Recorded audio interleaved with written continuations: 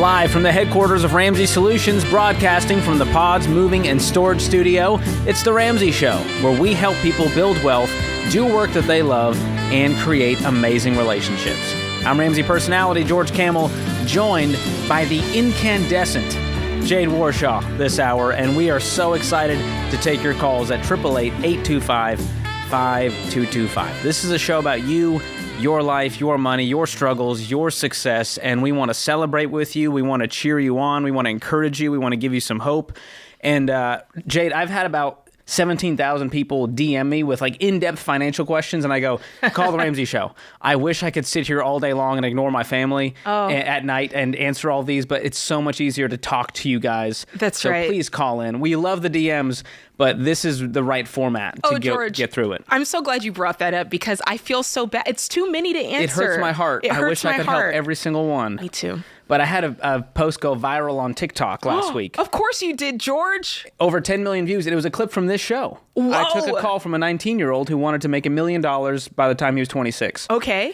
And so now all these 19-year-olds are messaging me going, hey, I want to build wealth too. How much should I have in crypto? And I'm like, okay, call the show. We'll walk you through this. So thank you for the calls. 888-825-5225. I'm Yoda. That makes you Obi-Wan? I don't know. I don't know all the characters. Big thing? What's that guy? I don't know what that was, but I think what you were trying to get at was Chewbacca. Wookiees? Is that right? I was waiting for one of the nerds in the booth to help me out, but they left us all hanging. So we'll just get to the phones. I've never seen the movies, so I feel like I'm really winning at life right now. It's time. All right, we're going to start off with Ethan in Austin. What's up, Ethan? How's it going? Hey, guys. Appreciate you taking my call. Sure. How can we help? Yeah, my question is regarding whether I should sell my van that I currently live in, kind of an RV, for a down payment on a home. Oh, okay, so you're done with the RV life for now. You want to settle down? Well, not necessarily. I'm curious whether I should sell it or go into an apartment with my buddy and then either, kind of rent out the van or to just live in it during the winters. So the options are I could sell it and rent somewhere, or I could sell it, use that as a down payment, and buy a house. Kind of, yeah. So sell it, use it as a down payment on a home, or rent an apartment in Boulder, and keep Colorado, and then keep it, yeah. And then the other 6 months of the year during the winter, travel around in it, and then try to sublease the apartment. Do you need to sell it to make a down payment, or do you already have additional cash set aside? I have additional cash, but not enough to avoid PMI. So what percentage are you at right now? By the way, 20% avoids PMI for anybody listening. Yeah, I have about 10 grand, and I was looking to go in on the home with a buddy, so I would need 30 all in. What do you mean with a buddy? Best friend from high school. We were thinking about either going in on an apartment together or the home based on the decision we made. But it would be under one person's name, right? Like you're not... Yeah, probably, and then we'd figure out. Well, not probably. No, this is where it gets dicey, because then 5 years from now, one of you moves out and goes, cool, give me my half. Yeah. What happens then? One of you needs to own this, and not only one of you needs to own it, but whoever's the owner needs to be able to cover the rent on their own, and the other person renting, it's just gravy. Does that make sense? So there's no weirdness. Yes. Okay, that makes sense. So I would not jump into a home unless you can afford the mortgage on your own on a 15-year fixed where the payment's no more than a quarter of your take-home pay. Okay. So would that mean you'd have to wait? In that case? Yeah, I would rent until you can do that. It's just too risky to hope. You make 58? 68 gross, so take-home's probably about 50 to 55. Okay. So we're talking close to $4,500, $5,000 a month. And so you don't want that mortgage to be more than about $1,200. And that means on a 15-year, you're probably looking at saving up for a longer period of time, even after selling the RV. Okay. Which here's the thing, you're nothing's on fire, right? You've got this RV, you enjoy that lifestyle enough for it to continue to be a lifestyle even after you were to buy a home. So you've got time to really keep saving up and really keep weighing your options here. And we said it before, but I also want to clarify, even on the down payment, don't split the down payment. If you're buying this house, let it be your home, and just take, take your time, maybe get your income up if you want to do this a little bit faster. And then to the point where, okay, I'm ready to sell the RV, or maybe you decide by then you don't want to sell the RV. So there's no rush is my point. How old are you? 23, just graduated college. Awesome. And how much debt do you have, if any? None. Came out with no debt. Great. And that 10 grand, is that including your emergency fund? Do you have a separate emergency fund? That's including the emergency fund. With being in the van, it's only about $1,200 a month for living expenses all in. Okay.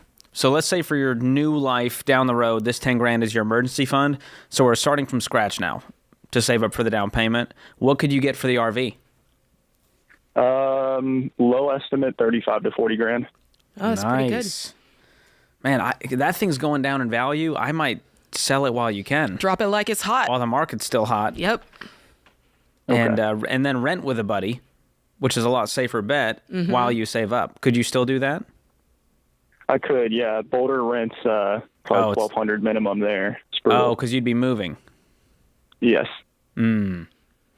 Well, you might need to have 3 roommates and get a bigger place. That's Make it a party. But either way, you're 23. I know it feels like, man, I got to get my money into an asset and I want to be a real estate owner. But doing it the slow way and the right way is going to give you so much more peace. Yeah, man. Making this whole thing messy with the buddy of yours who's I'm sure a great guy, but it's going to turn that friendship into a business transaction and it's going to destroy it eventually. And I like what George said about get however many roommates you need. At 23, you can do that kind of stuff. You're unattached. You don't have kids. That is such an opportunity that I think a lot of people don't see when they're in it.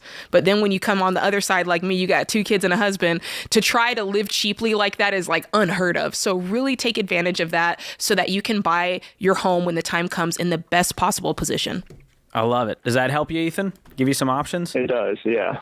Awesome. Well, best of luck to you, man. That's a cool goal to have. I wish I was like the RV guy. I feel like I need like a normal shower and a normal bed, but Yeah. I'm kind of jealous of the, like, I'm 23, I live in the RV and I just travel. If I work could remote.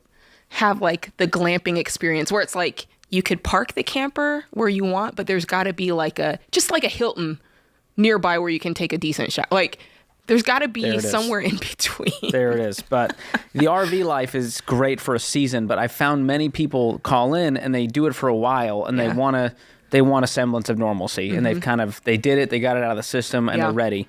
And the problem is RVs go down in value. They do. Well, his has got a pretty decent value, and I love what you told him to do. Get out while the getting's good before it drops even more. 6 months from now, that thing could be worth 32 grand. Yeah. 6 months later, 30 grand. And so I'd rather put that towards saving up the down payment and getting into that home. Thanks for the call, man. More of those coming up at 888-825-5225. This is The Ramsey Show.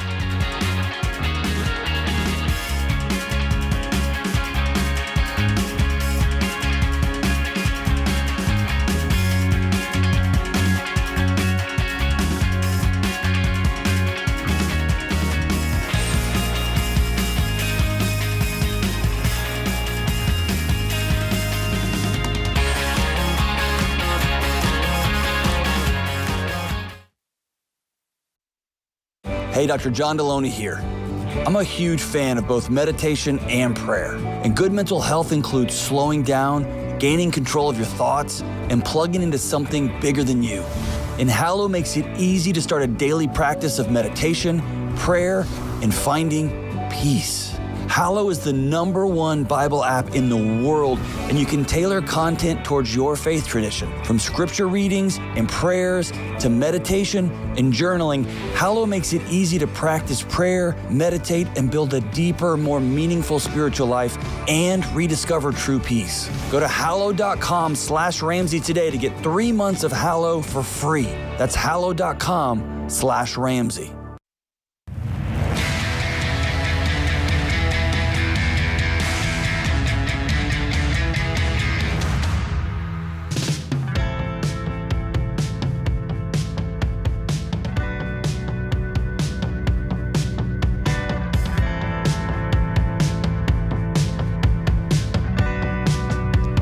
Welcome back to The Ramsey Show. I'm George Camel, joined by Jade Warshaw this hour. Open phones at 888-825-5225.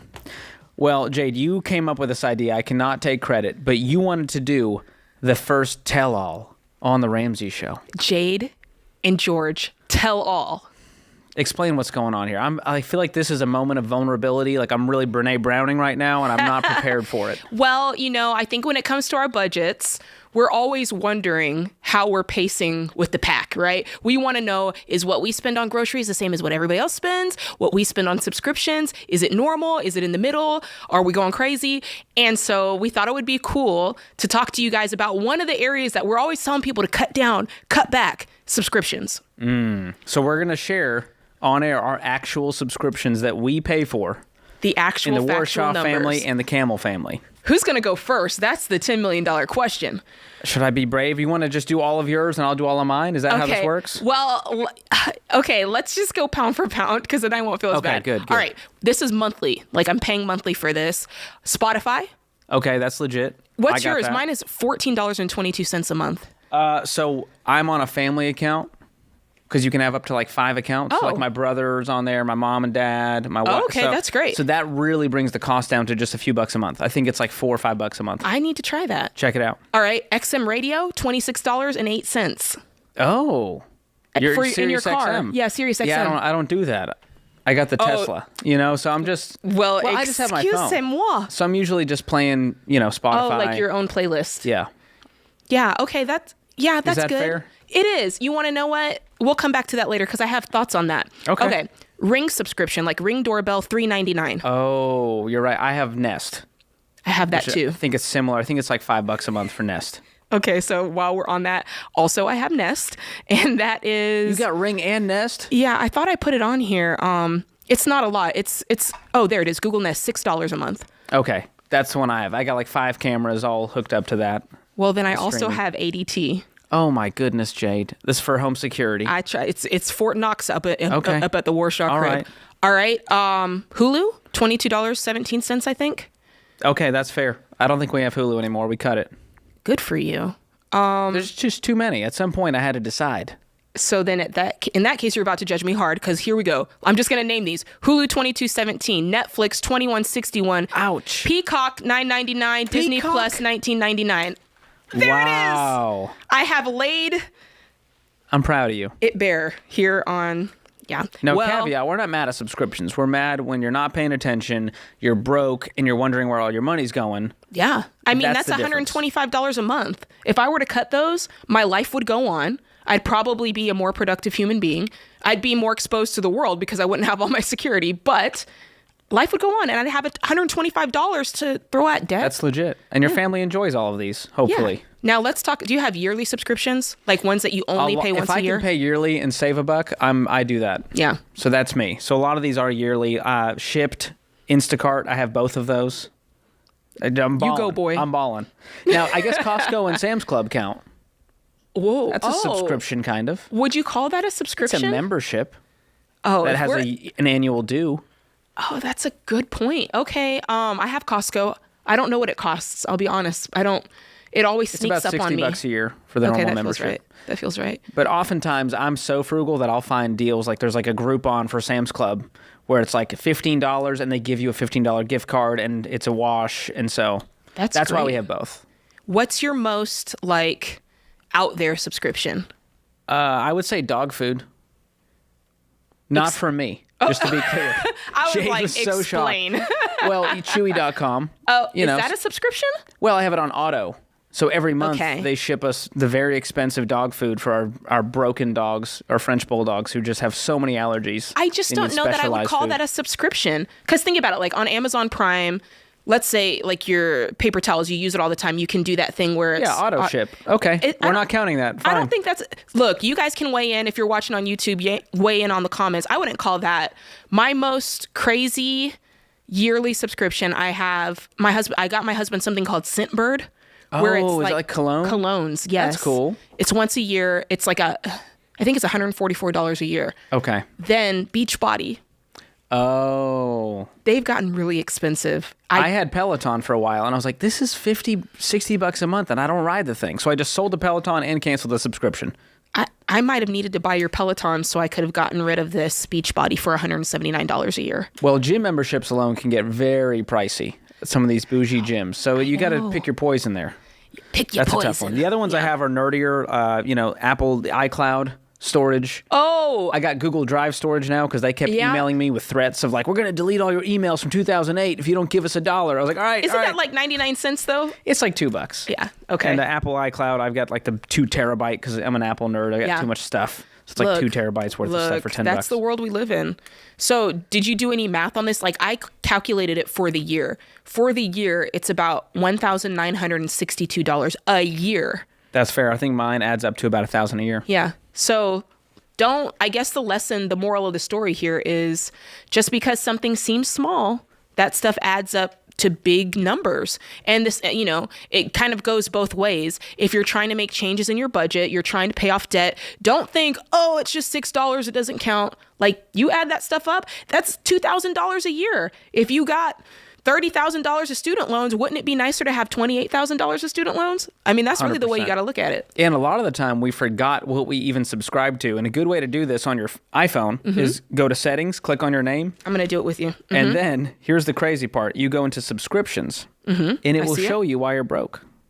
Oh, It gives you a little list of active subscriptions and it'll tell you. There's another one I didn't write down.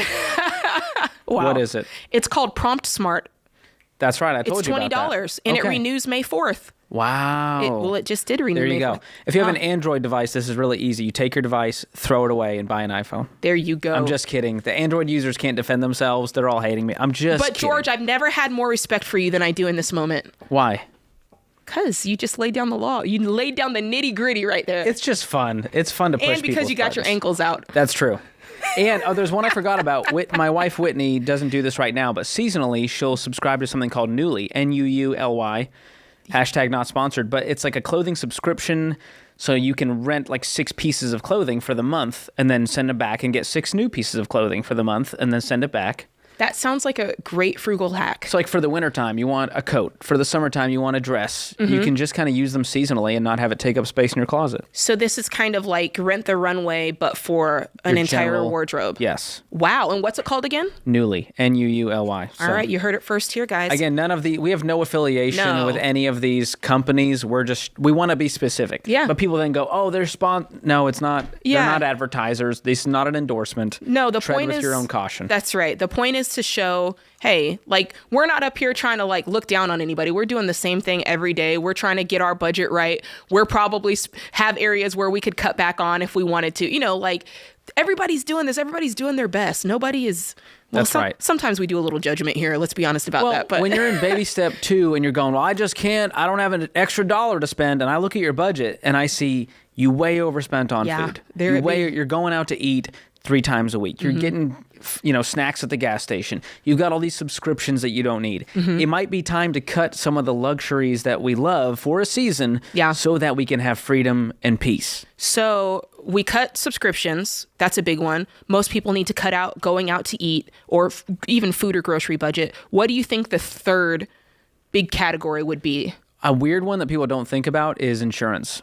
People are overpaying for insurance, and I go, hey, go shop with our friends at Xander and see. And they go, oh my gosh, you just saved me $300 a month. Wow. Between all of my auto, my homeowners, bundling it all. I had this old insurance plan. I never checked it out. So that's a big one. That is pretty easy, and you can save a few $100 a month. Wow. So do that coverage checkup tool that we have, and you can kind of look through that. Yes. Love it. This was helpful stuff, George. We try to be helpful on this show. Even if it saves someone out there $1, it was worth our time. That's right. To do it. So $1 is enough. Listen, we're not mad at subscriptions. We're mad at subscriptions that are costing you your financial future little by little. Those little ankle biters. And it all adds up. Don't tell me it doesn't. You can have the subscriptions. Don't let the subscriptions have you. That's what it is. This is The Ramsey Show.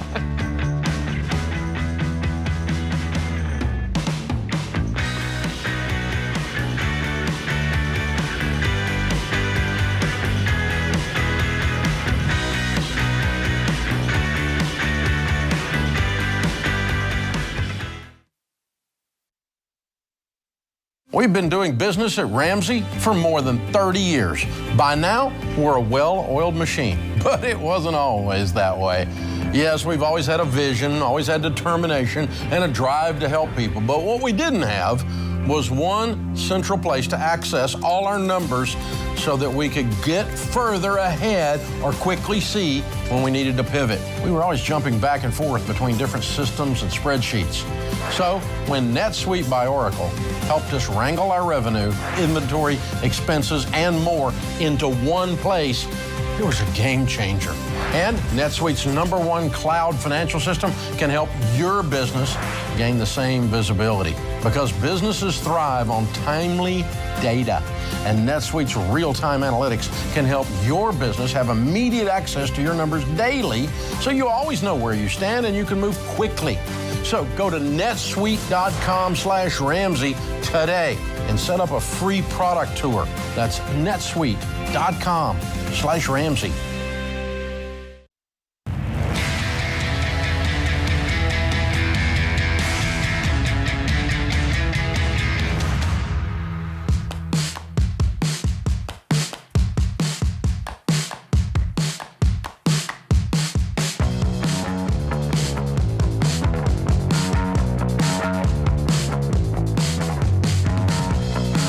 Welcome back to The Ramsey Show. I'm George Camel, joined by Jade Warshaw this hour. The phone lines are open, 888-825-5225. You jump in, we'll talk about your life and your money. James is up next in Cincinnati. James, welcome to the show. Hey, thank you very much for having me. Absolutely. What's going on? So the biggest thing is I'm starting my own business this year, by the end of the year, I believe, and I want to find the best way to get retirement, and so I'm not working till I'm 70 years old like my grandpa in the same type of field. Cool. What kind of business? It's a masonry construction business. Love it. And is this going to be solo for now? Yes, I believe I'm going to stay kind of more from over the years listening to him and other people around us. I think I'm going to stay super small. I kind of want to be more like independent, maybe have a labor with me to help me out every once in a while, but for the most part, just stay kind of single, yeah. Cool. And you're going, hey, I don't work for an employer. I'm not going to have a traditional retirement account. What are some ways I can go, beyond a Roth IRA, go beyond that to invest? Yes, exactly. That's the biggest thing right now, because I got money in the bank kind of sitting, and I'm about to start up with my own business and everything, so I really don't know what to do right now. I'm kind of stuck. I'm trying to figure that out now. Well, once you get started with the business, I like what George said. For now, just that Roth IRA while you're making money at your current job or moving forward. But once you get into your business and you find that you've got, that margin laying around, then what my husband, there's a couple of options. A lot of people like the SEP fund, or you might look into an individual 401k. It really depends on how much money you have that's disposable that you're able to put away, which is cool. We ended up with an individual 401k because you can contribute it from both the employer side and the employee side, and the limits are pretty high. I think you might want to double check this, but I think they're like $58,000. Like, you can really throw some money in there, depending on the type of business you have and if it's low overhead and you've just got money. Whereas with the SEP, you're only going to be contributing to it from the employer side. So you've got some options there. I love that you're thinking ahead, because so many people, when they set out with just their self-employed business, they forget about that part. Or it's kind of like, they're head down, they're just trying to grow their business, and they kind of forget, like, especially if they're the only one in it, I need to be putting away for retirement. Yeah, that's big. And the one that came to mind for me was the solo 401k that Jade mentioned. That can be a great option for a lot of solopreneurs out there, and allow them to invest even more than a traditional employee. So you have a lot of options out there. I would still connect with a financial advisor who can walk you through all of your options and get health insurance. This is a big one for self-employed people. They go, health insurance is expensive because I don't have it subsidized through my employer. I'm just going to skip it. Do not do that, because you'll be the next guy calling in with $100,000 in medical bills because you got hurt in your construction business and didn't have health insurance. So look into the solo 401k and an HSA, which is a health savings account, which actually is kind of a really cool way to invest as well. It's a really cool retirement tool when done right. That's right. So, James, you got a lot of options, man. I'm excited for you. Yeah. Love it. Yeah, definitely. Me and my wife, we have a 10-month-old baby. She's a nurse herself, so that's where I kind of get. Right now, I'm actually considered on my parents' insurance, because until I'm 26, I don't have to get off. So I'm under my dad's right now. He has a union teaching job, so I'm still under him. So my wife is just paying for her and the baby right now. So, yeah, I definitely trying to plan ahead for sure, because my grandpa, he is 78 this year, and he's still out there working, and he never got a chance to do these things because he really never thought about it. He told me the other day, he was, if I could go back in time, I probably never had my own business. To me, it kind of scared me a little bit. I was kind of like, well, shoot, should I be doing this? But I think with the passion I have for it and the understanding with being as young as I am, the understanding of how to plan out, and I'm pretty decent with my money. I have money saved in the bank, but I just really, I went to the bank the other day and deposited a check, and the guy was like, well, you have this money sitting there. What do you want to do with it? Oh, and boy. I'm like, to be honest with you, I have no clue. Do not take advice from the bank teller, please. Someone just sent me a fortune cookie that said, a banker will sell you an umbrella while the sun is still shining. I was like, there it is right there. Yeah, definitely. So, but it got you thinking. So it got me thinking the other day. I was like, man, I need to do something, because me and my wife have some money saved up. We have it set to the side, and it's just sitting there. And I just don't really know what to do. So I think I'm going to full-fledged with this business. But I really want to just, of course, be successful, have money in the bank to where, like, if I need to get something done or if I need to do something for my child, it's always there. But still like to enjoy life. So like I'm just trying to find that happy medium, like what to do. Well, I want to give you the book Entree Leadership as you start your journey. And just remember, move at the speed of cash as you build this thing. Don't go into debt either on the personal side or on the business side. And I love, look, you're setting yourself up for success. You're asking all the right questions. You're digging in deep.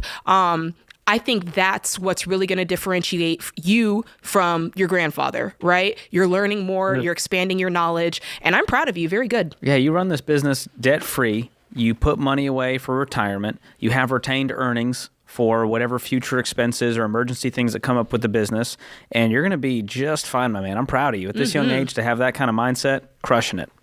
Thanks for the call. Let's go out to San Jose. Nick joins us there. What's up, Nick? Hey, how's it going? Thanks for having me. Sure. How can we help?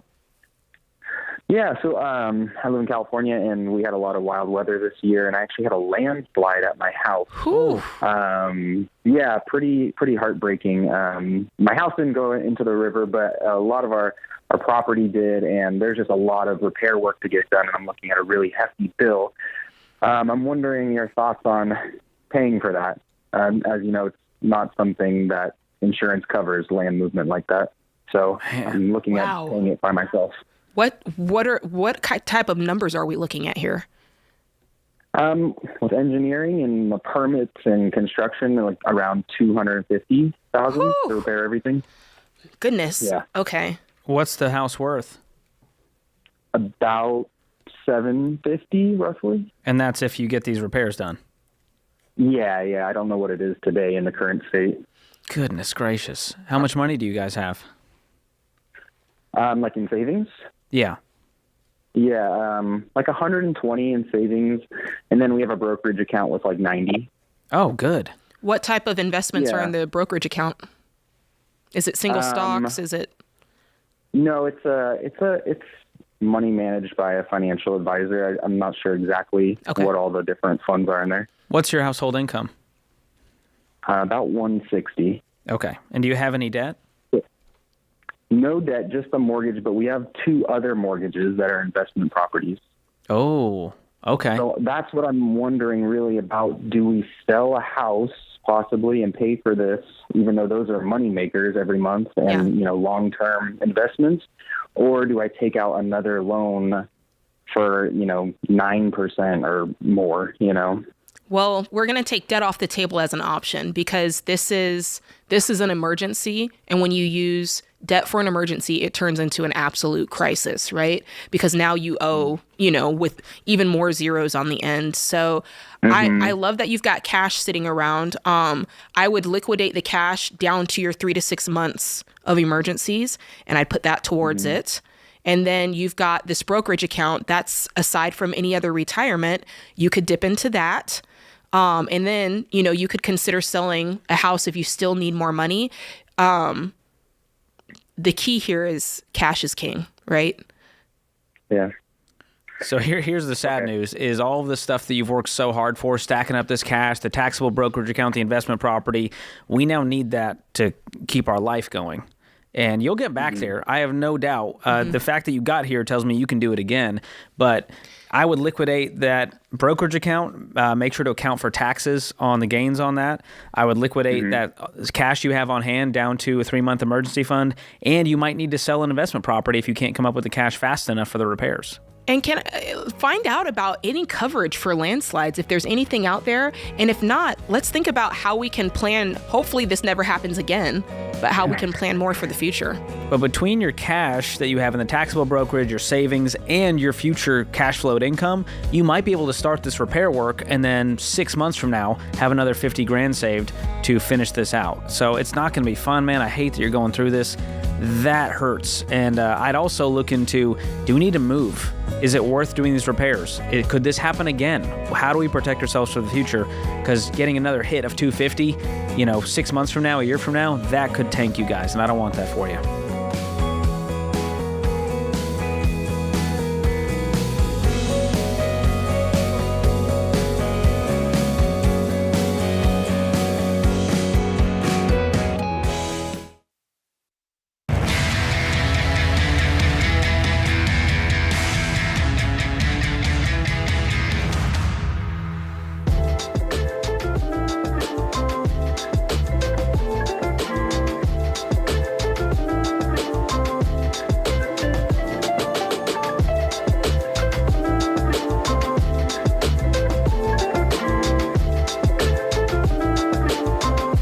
If you listen to the show, you know that paying off debt is smart and saving and investing is smart. But there is one key to winning with money that people overlook all the time, and that is protecting your finances from emergencies. And that's exactly where insurance comes into play. Now, there's 10 kinds of insurance coverage you might need based on what your life looks like today. And to make it easy on you, our team has built a tool called the Coverage Checkup to show you exactly which types you need to add, drop, or adjust. We'll even rank your coverage list by importance. We'll email it to you and connect you with a Ramsey trusted insurance provider so you can get your plan in place fast. Seriously, this could be the most important 5 minutes you spend today. Go to RamseySolutions.com/checkup and take that checkup coverage tool, and it's RamseySolutions.com/checkup. Do not let an emergency sneak up on you. Protect your family. That's right. And I have to interject because we were hosting earlier this week and a guy called in, didn't have the right coverage on his wife, got in a wreck, and he owed big time. Ooh. Remember that? Yeah. I mean, not having the right insurance will cost you huge. And even if you have the right type, you might be overpaying. That's right. And so I like to shop mine every year just to see, am I still getting a good rate? Yeah. Some of our rates went down this year, which was great. Love it. All right, let's get to the phones. John is in Wichita up next. John, welcome to the show. Hey, thanks for taking my call. Sure. I'm looking for some direction. I'm about $80,000 in debt, and I just don't know which way to go. Whew. What type of debt is it? Various debts. I've got $20,000 in student loans, $26,000 in a car, $10,000 in a personal loan, $20,000 on a Snap-on tool truck, $3,000 on Matco tool truck. Wow. And that's about it. So, I want to get into this a little bit further, but let's just get the specifics out of the way. What are you earning right now? Right now I'm earning with 2 jobs about $67,000 a year. $67,000 a year. 2 jobs. What are those jobs? I work for my father, a W-2 employee, as a mechanic, and then at nights I'm a cook at Old Chicago. Okay. Mechanic. Can you explain those 2 trucks a little bit more to me? What's that? The 2 trucks, the $20,000 and the $20,000? No, one's a student loan, and then the $20,000 is a tool truck. So I have tools that I use for work. Got it. Okay, not an actual vehicle. No. Got it. Okay. Okay, so you're making 67. What is the car worth? The car is worth 14. Oh, so you're way underwater on this thing. Did you roll negative equity into that? Right, got out of a bad relationship and got rid of the vehicle, and yeah. Okay, how much money do you have liquid? Right now I've got a little over $1,000 saved up. Okay, so that's your baby step 1, your starter emergency fund. So our next plan of attack, there's no easy shortcut life hack here other than work your tail off, get the income up, get all expenses down, and throw the margin at that next smallest debt. Okay. Which in this case would be that small tool truck, the $3,000? Right. Okay. But here's where I want to dig in. And you're never borrowing money again, right? Correct. I don't have any credit card debt. I got rid of that. I paid that off. I've been slowly paying stuff off. How old are you? I'm 35. 35. This is a tough lesson to learn. I mean, you're going to have to kick it. I can hear it in your voice. You're like, dang it. Like, how did I get this much debt? But it's that reflection of looking back and going, man, what caused me to do this? What caused me to get this $10,000 loan? What caused me to pay $20,000 for a tool truck? What caused me to do this so that you never do it again? Right. Right? So, John, here's a fun way to reverse engineer this. And I used this when I was getting out of debt. On average, if you follow the Ramsey plan, it takes people 18 to 24 months to get out of debt. And so if you went, all right, I have $80K in debt, I want to pay it off in 2 years, that's $40,000 a year, that's $3,300 a month. What do I need to do in order to throw $3,300 a month at debt? That helps me have a very specific goal, because right now I'm guessing you don't have much to throw at the end of the month after your bills are paid. No. How much do you have you can throw at the debt? Probably $1,000. Great. So now we know the gap. Probably. We need to go make another $2,000 somehow, somewhere.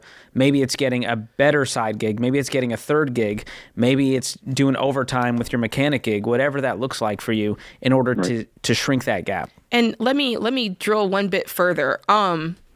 If you, in 10 years, career-wise, are you a mechanic and a cook, or what does that look like for you?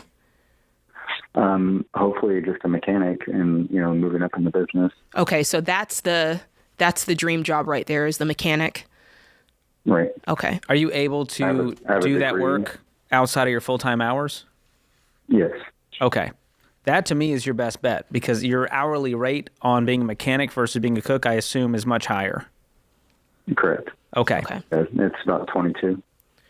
Awesome. And could you even raise that? Could you say, hey, I'm going to do side work at $35 an hour for people? Yeah, definitely. And do you live in a neighborhood? Correct. I mean, there's probably a Facebook group in there. I'd post and say, hey, listen, I'm changing out brakes. I'm doing simple stuff I can do in your driveway. I charge $35 an hour. Here's a reference. And I bet you'd get a bunch of work this weekend just by posting that. Okay. Yeah, so get creative and get excited, because right now, man, it feels hopeless, doesn't it? You're just like, oh my gosh, how did I get here? The breakup, the negative equity, the debt is stacking. I don't want to do the side job. But man, when you have that windshield and you're looking out going, 2 years from now, John's going to be debt free. He's going to be in a different situation. He's going to work a second job because he wants to, not because he has to. Yeah, definitely. That's right. There is hope at the end of this. That is the good news. And we're going to gift you 1 year of Financial Peace University, as well as 1 year of Every Dollar Premium to help you along this journey. And I want you to call back when you're debt-free, my friend. We're cheering you on. Thanks for the call. Whew.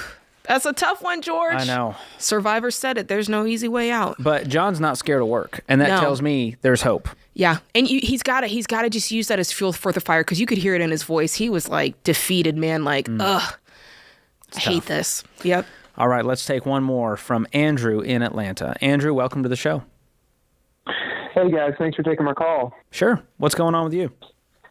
Well, I have been in a sales role, base plus commission, almost 2 years, and I've been selling every single month consistently that I've been with the company, but I've only got one commission check, and I'm supposed to get it every 30 days. So in my mind, I've already made up what I want to do. I kind of want to just hear somebody else say it and make sure I'm not making an impulsive decision or, for whatever reason, a bad decision. Well, have you spoken to your leader about this? Several times. What do they say? So I try, whenever I bring it up to the manager who pays it out, one of two things happens. It either gets pushed off or it gets, yeah,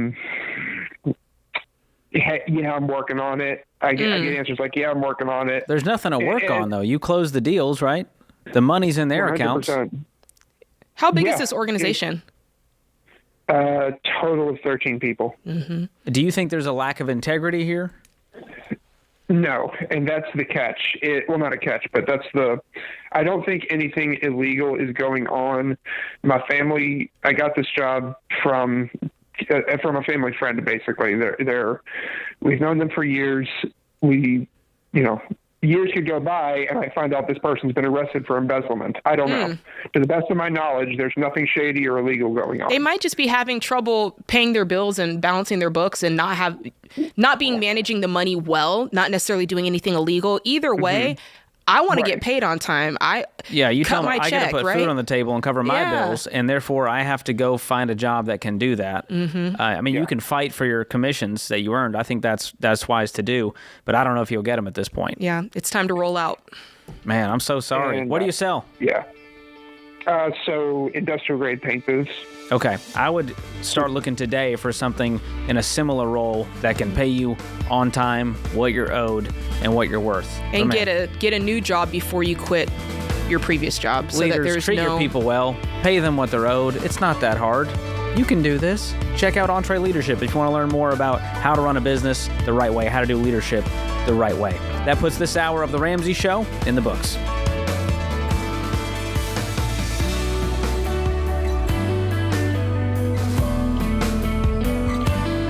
Hey, George Camel here. If you love the show and you want a deeper dive on your money journey, we've got a weekly newsletter that gives you helpful articles and tips on following the Ramsey way. Just go to RamseySolutions.com today to sign up for the newsletter. Again, that's RamseySolutions.com to sign up for our weekly newsletter.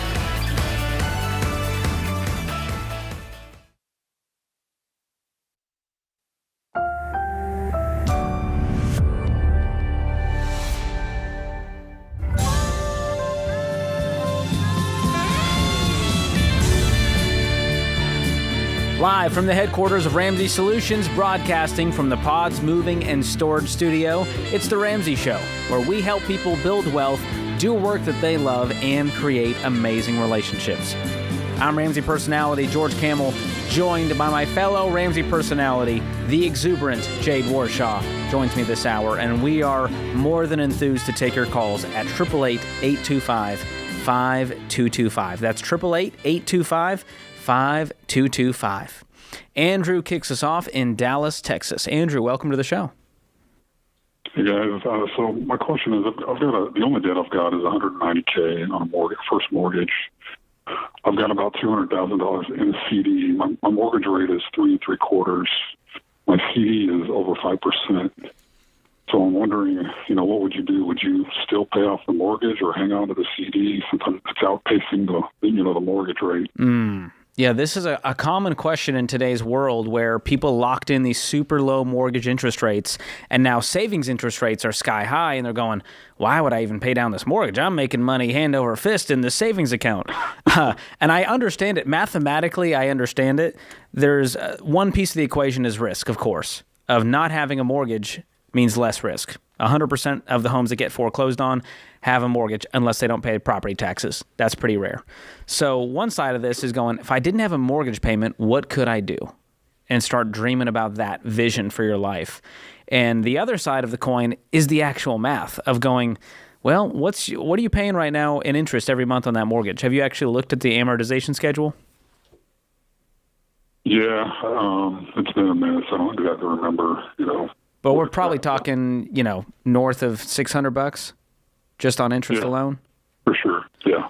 And so when you start to look at the numbers on, 5% on 200,000, that's $10K a year. You can start to do the math and go, all right, divided by 12, I'm making $800 by keeping this 200,000. Now, most people don't have 200,000 sitting in a CD. You are very weird in a good way to have saved up this amount of money. Was this a windfall? Did you work to save this up? A little bit of both. I got a pretty decent bonus about a year ago at the job. So. Okay, and what's your income? $150K a year. So what would be the harm? Play it out where you cash out the CD and you pay off the house, and you still have some other savings, I imagine, that are liquid. I do. I mean, not a lot. That more or less kind of takes me to your emergency fund, which. Yeah, I mean, I've definitely got, I've probably got another $30,000 that is liquid. And then what's your mortgage payment every month? It's like $800. Oh, nice. But I pay a lot more than just trying to pay it off quicker. Yeah. Well, we tell you what we would do if we were in your shoes, and what we would do is pay off the house if we had the money sitting there. I definitely would. I mean, I tend to look at statistics on this too. We know 67% of millionaires have paid for homes. That's what they do. They pay off their residence, and they understand that that's a major part of their wealth building plan. Yeah, and you'll still have, of course, property taxes and insurance, but if you take that chunk out of principal and interest that you're throwing towards the house and go, what could I do with that? The extra $500 I'd have every month, well, you're probably going to invest that because that's the kind of person you are. And so you're going to see $200,000 again, but right now it feels like I have $200,000 liquid when really you owe $200,000 on the other side. That's right. And so I would rather be free. I sleep better not owing anyone anything, especially with all the fear right now in the economy. And it's just a simpler life when you don't have a payment in the world. So I'm cheering you on. If you pay that house off today, man, that would be fun. Go down to the bank and do a wire transfer and call it a day. Oh, what a great Never night. have to think about mortgages again. Love it. Thanks for the call. Great conversation. Let's go to Isaiah in Phoenix up next. Isaiah, what's going on? Yeah, I have $12,000 in savings, and I'm trying to determine if I should assist my fiance in paying off credit card debt. No. Or save it for a house.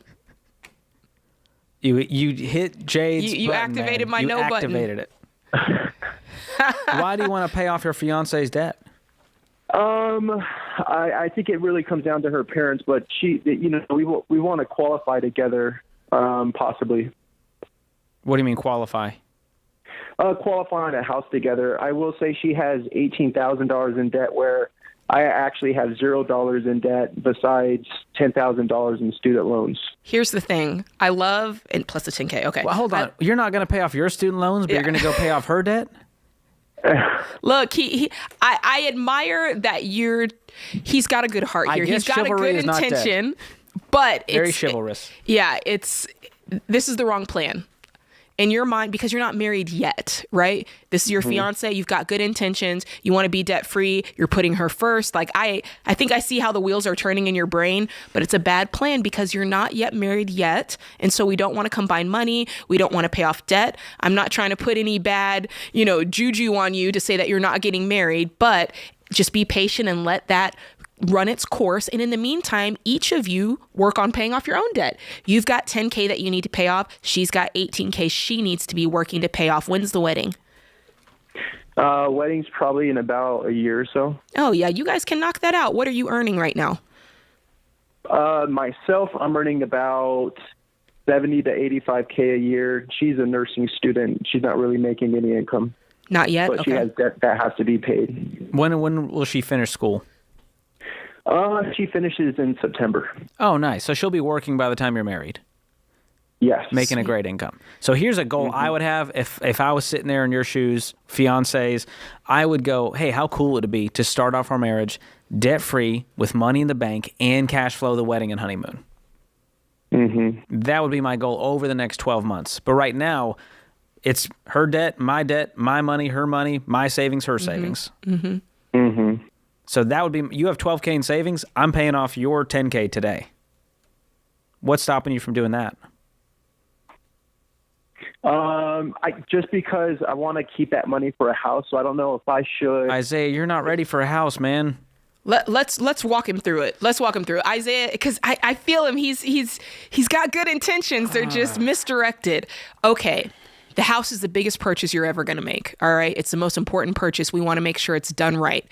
The best way to buy a house is after you've paid off all of your debt and when you've got 3 to 6 months of savings set aside and you're able to put down a nice size down payment so that you're making it to where when you buy the house, that payment is no more than 25% of your take-home pay. So that every day when you turn the key, it feels great walking into your house. There's no burden there. You can, lay in the backyard in a hammock and just be at peace, right? We want to create that. Right now, you've both got debt. She's not working. There's a right way to do this. And you're not going to go in to buy a house together until you've got that money saved, until you're both married, right? Yes. This is the way we're working this plan. I would enjoy newlywed life first and just rent, not have to worry about home ownership, and then down the line when we're ready, we'll do that. And we want to give you a little premarital gift, and that is Financial Peace University. I want you and your fiance to go through it. I think that'll light a fire under you both to get rid of your debt separately so that when we come together, it is sweet, holy matrimony and financial peace on top of that. So hang on the line. Skylar's going to pick up. We will gift you 1 year of Financial Peace University.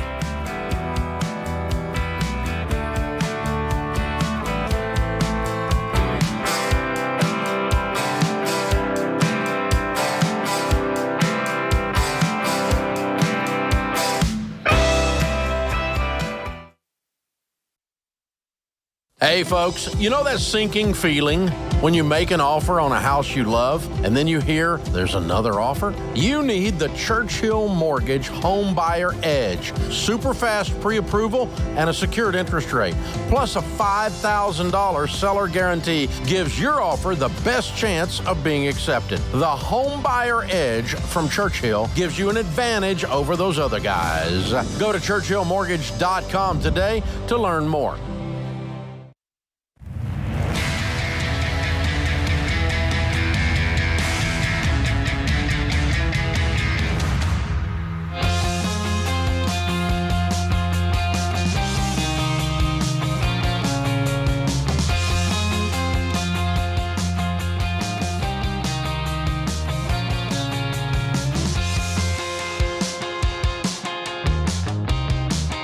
Welcome back to The Ramsey Show. I'm George Camel, joined by Jade Warshaw this hour, and we're taking your calls at 888-825-5225.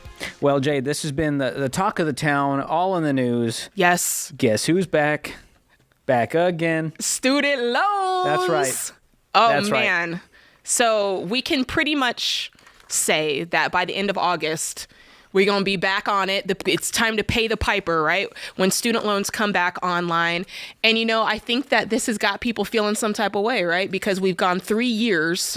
I mean, people have like almost graduated college in the time that student loans have been paused. They don't even know life of a student loan payment. They don't even know about it. And then there's the folks who, you know, they've not had this reprieve and they've created a whole new life and they bought a house and they have a whole new budget. Yeah, and they it's traded like, the wait. $400 student loan payment for a $400 car payment, and now they're going, wait. I got another payment coming? Oh, I man. can't afford that. Yeah, and This is a problem. It's a problem, but I'm glad that it's going away because I just have to throw this number out there in case nobody's heard. Do you understand, George, that this student loan pause has cost the U.S. taxpayers $5 billion per month? That's 1,000 millions, but 5 of those. Every month That since hurts. this pause has happened. The taxpayers are paying that. That's insane. Woo! So I had to hit that because I don't think a lot of people have dug in to understand, like, there's no such thing as a free lunch. Whenever something's quote unquote free, it's not actually free. Taxpayers are paying it. Yeah. People who don't have student loans, people who never went to college, single moms, teachers, everybody's been paying for this. So they're coming back online. And I feel for the people who are like, dang it, I was paying my student loans before, and for some reason it seemed like they never went down. Why is that? So we want to give you guys some practical information this hour. And this is the hour where you need to take out a pen and paper if you have the ability. If you're listening in your car or whatever, save this and come back to it later because this is so important. We're going to teach you and break down your student loan payment so you actually understand what's happening every month, and so that you understand this is how you got to attack your student loan to ultimately pay it off. Okay, so let's just take an average number, George. Let's just say you've got $35,000 That's about what I had. in a student loan, all right? Let's say your interest rate's about 400% annual interest rate. 4%? That's what this says. Oh, I think you said 400. I was like, I'm going to throw up. That's like payday lender level. No, Okay. 4%. That's kind of, what we're looking at. So we want to understand what percentage of our payment is going to interest, right? So here's what you do. It's 3 easy steps. We're going to figure out how much we're paying each day in interest. So you take and you calculate your daily income, your daily interest rate. Here's what we do. We take the 4% and we multiply it by 365 days. Right? So 0.04 times 365. Yep. And we're going to get a number. It's going to be like 0.000, 10959. So whatever your number is, fill in that blank. Take your interest rate, 0.04 or 0.08, whatever your interest is. And we're dividing it by 365 days because there's 365 days in the year. That's step one. Step two, you're going to take your full loan balance and you're going to multiply it by that previous number. So we're going to take $35,000 because that's how much we owe. And now we're multiplying it by that daily rate, right? And we see that we're paying $3.83 per day in interest. Doesn't sound like a lot, but it adds up. It adds up. Now we need to find how much we're paying per month. So we take that $3.83. There's 30 days in the month. So we multiply it by 30 days. And that gives us $115. So in this case, that person is paying $115 per month in interest. Now you go, hey, that doesn't seem too bad. Here's the problem. On its standard 10-year payback plan, right? For this person, their payment's probably about $354. So we know, okay, out of $354, that $115 is interest, and the rest of it, $239, goes to the principal. Here's where we get into trouble. Everybody wants a lower payment, George. Everybody says, I need the income-based payment, or I want the lower payment. I don't want to pay so much on my student loans. So what happens if this person calls up their lender and says, hey, I need to lower this payment. Give me the lowest payment possible. That person might get on a payment plan, maybe a 20-year plan, where that payment goes down to $113. And you feel like, woo, I'm winning. I'm paying less. But here's the problem. If your payment's $113, you're not even covering the interest. The interest didn't change. The interest does not change. And so if that's how your balance is going up, so many people on payment plans, they extend the plan and they wonder, why isn't my student loan moving? As a matter of fact, it feels like it's getting bigger. So here's the rule of thumb. Larger payments are better. All right. I kind of came up with this thing. When these student loans come back, tell yourself lower, as in lower payment, equals larger and longer.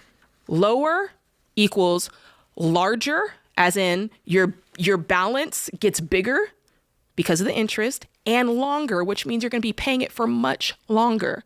You do not want a lower payment. Well, it's like why we recommend a 15-year mortgage over a 30-year. Your payment's higher. That's but right. You pay it off in half the time with less than half the interest. That's right. So don't fall for these traps. Don't fall for it. Get out your pen and paper and work through this and figure out, okay, because when you see, it's like when you have a home, you look at that amortization schedule and you go, oh, I get it. Like, I see why I need to pay this thing off. And it's the same thing. Do this math. Do this little bit of hard work. Let me tell you something right now. I'm confessing. I hate math. I love money, don't love math, all right? But I make myself do it because I want to see it. And it's so important for you guys to do this because with these student loans, they're sneaky and they drain our energy, right? Nobody wants to think about it. We want to bury our head in the sand, right? Peacock status. Is it peacocks? Ostrich. Yeah, there we go. I was like, I don't know what peacocks do. I got to Google that one. Feathers. But look, when it comes to this stuff, I say it all the time. Ignorance is not bliss, it's broke. Ooh. All right. That'll preach. It's broke. You got to look at this stuff. You can do it. The next step then is just getting on your budget, right, George? Yes. And if you have had your head in the sand, who knows what has happened in 3 years? Many people had their loans sold to a different lender. Yeah. Your payments may have changed. You may have gotten married. You've changed an address. You've got to get this stuff dialed in. So contact your lender, get all of that figured out, figure out exactly what your payment is, who it's with, what the interest rate is, and then start to plan for that in your budget. And that might mean, we got to stop eating out. We got to cut some subscriptions. Right. We got to pay off the car so that we have room to pay for the student loans so we can attack that.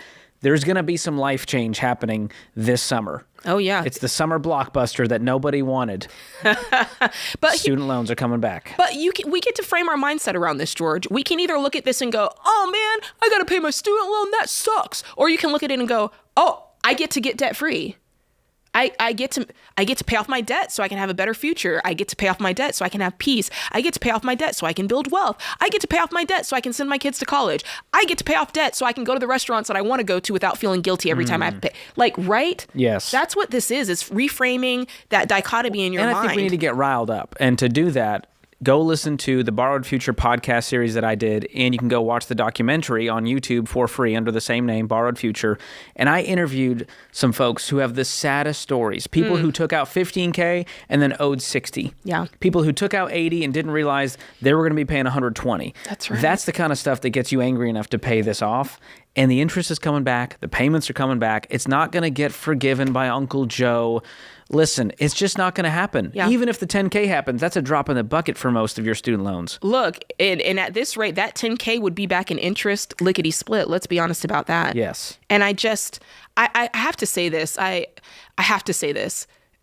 in our country, there is people have got it twisted. They have confused truth with popular opinion, and that's a problem. And when it comes to the popular opinion that, oh, the government should pay for this, I got duped. The government should step in and pay my student loans. Matter of fact, they should pay everybody's student loans. Matter of fact, that continues. But here's the truth. The truth is you signed up for it. You signed up for it. And when you signed your name, and don't get me wrong, we're 18. We didn't have a clue. And these student loan companies are predatory, but it's not all your fault, but it is your responsibility. We're not saying it's your fault, but it is your responsibility. Do what's right. Do what's right. Make the right next step, which is pay off these loans, because the government doesn't have a great track record of solving all of your life's problems. It's the person in the mirror. And that hurts at first until you go, oh, I'm in control. The person in the mirror, I can control that guy. That's right. And so we have full faith that you can do this, because I've done it, Jade has done it, many people on this debt-free stage have done it, and you're next. So what are you waiting for? Are you going to keep watching the headlines, waiting for your life to change, or are you just going to get up off the couch and go change it? You got next. You got to decide, America. This is The Ramsey Show.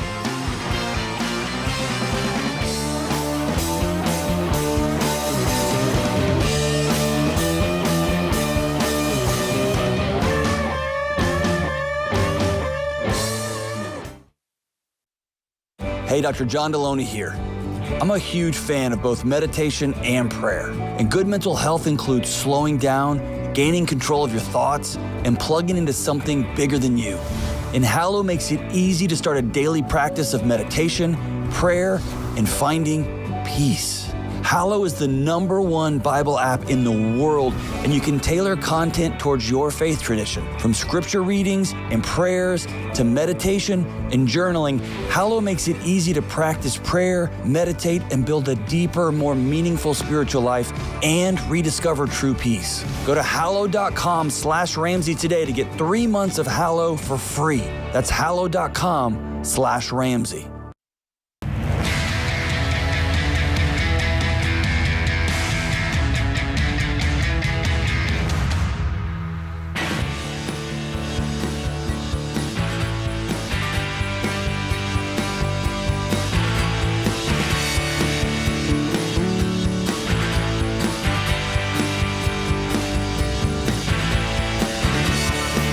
Welcome back to The Ramsey Show. I'm George Camel, joined by Jade Warshaw this hour. This is your show, America.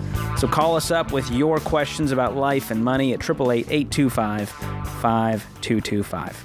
Well, a lot of you are planning to move sometime soon. 'Tis the season, and that's awesome. I'm excited for you.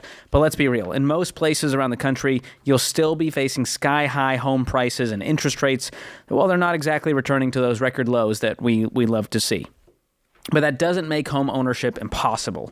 If you want to buy or sell, you've got to make sure you're financially ready. And you've got to have a trusted and experienced real estate agent to walk you through this. Not a family friend who just got their license last month. Not someone who does real estate as a part-time hobby on the weekends. You need to be working with a pro who's a true expert in your local market, and they know how to negotiate a strong deal, how to market this thing to get the best price, to get the best deal.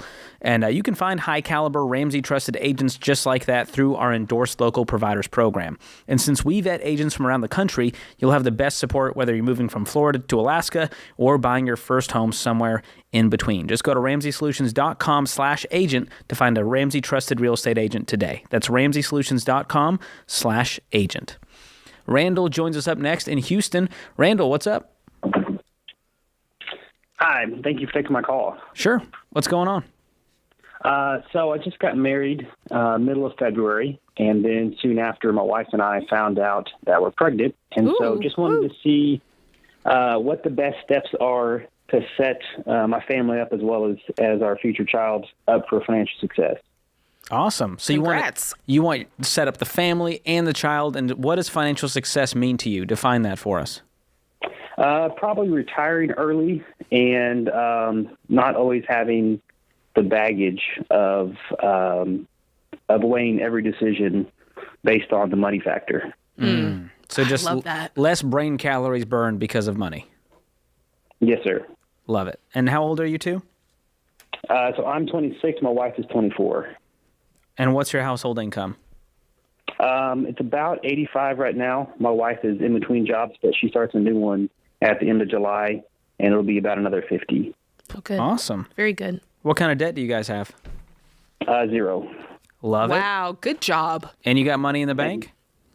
Let's see. We've got about 10 or 12 grand cash, and right around 100,000, depending on the day, with investments.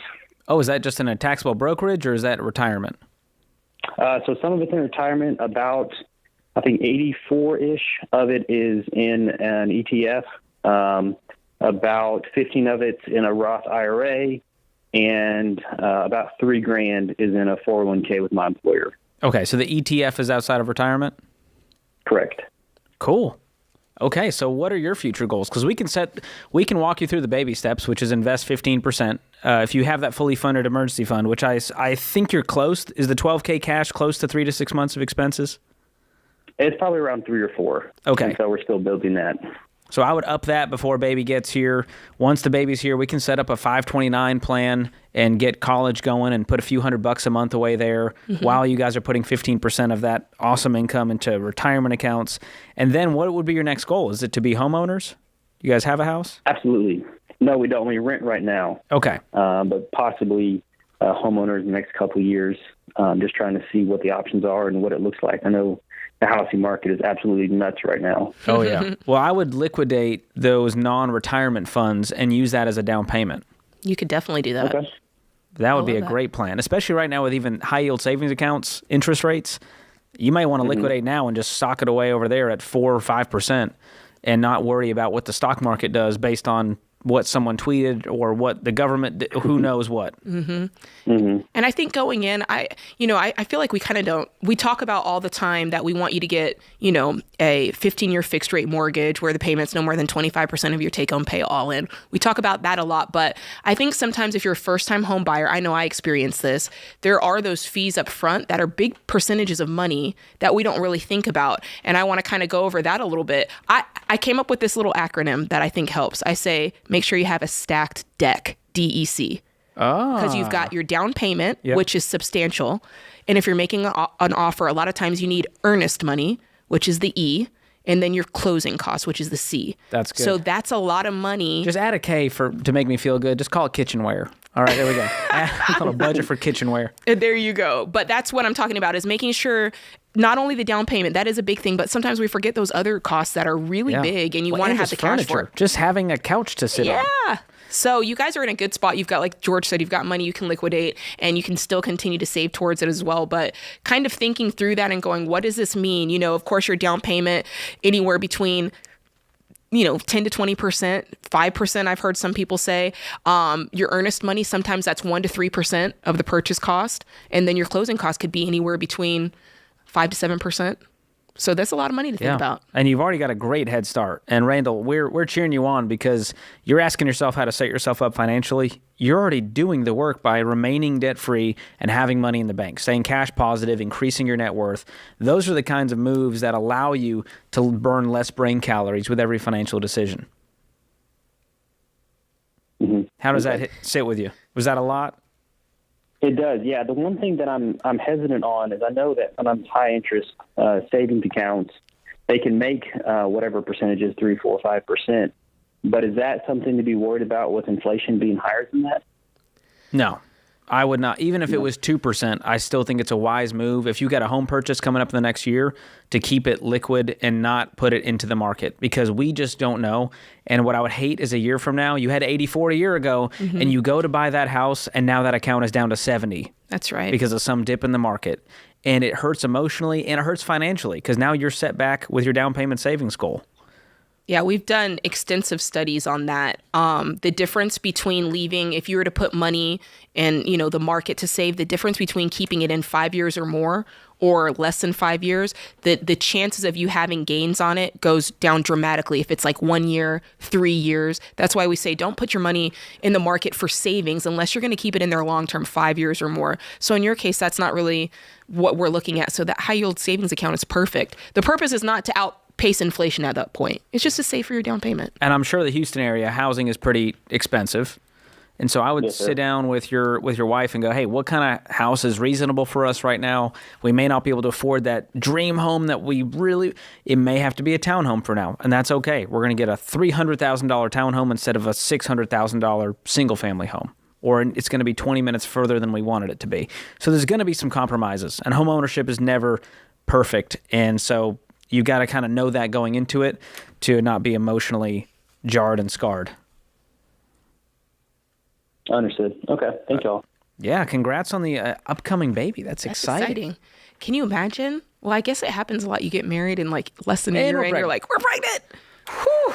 That's a lot. That was a real exhale. That was a real But you know deep what breath. makes it way easier? When you don't have debt and you have $12,000 in the bank like Randall and you're not stressed about how are we going to afford this baby. Yeah. It becomes a line item in the budget. And so we always say in the baby steps, there's no baby step that is have a baby. Right. You can have a baby in any baby step. Mm-hmm. Mm-hmm. Will it be more financially peaceful to have that baby once you're debt-free with an emergency fund? Sure. 1,000%.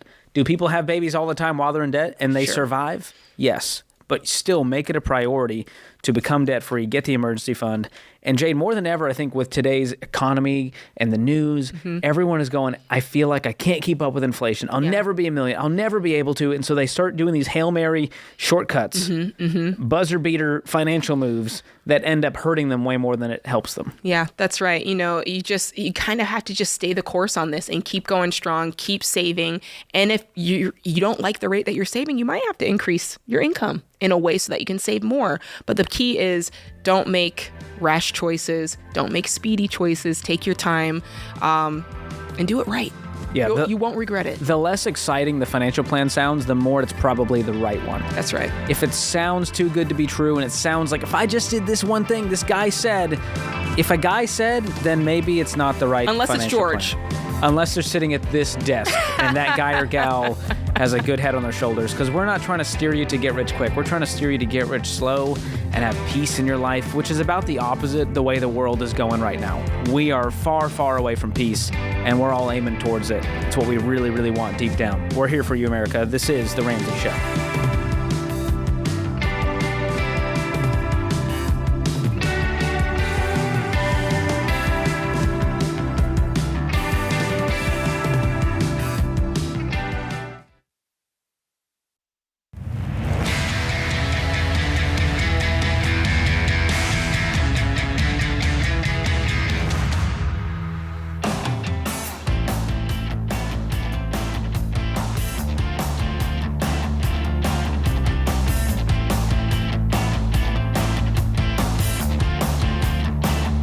This is The Ramsey Show. I'm George Camel, joined by Jade Warshaw this hour. Open phones at 888-825-5225.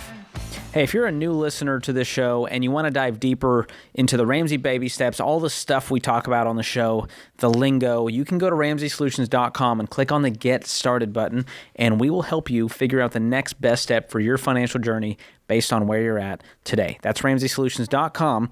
Click on the Get Started button. Our question of the day is brought to you by Neighborly, your hub for home services.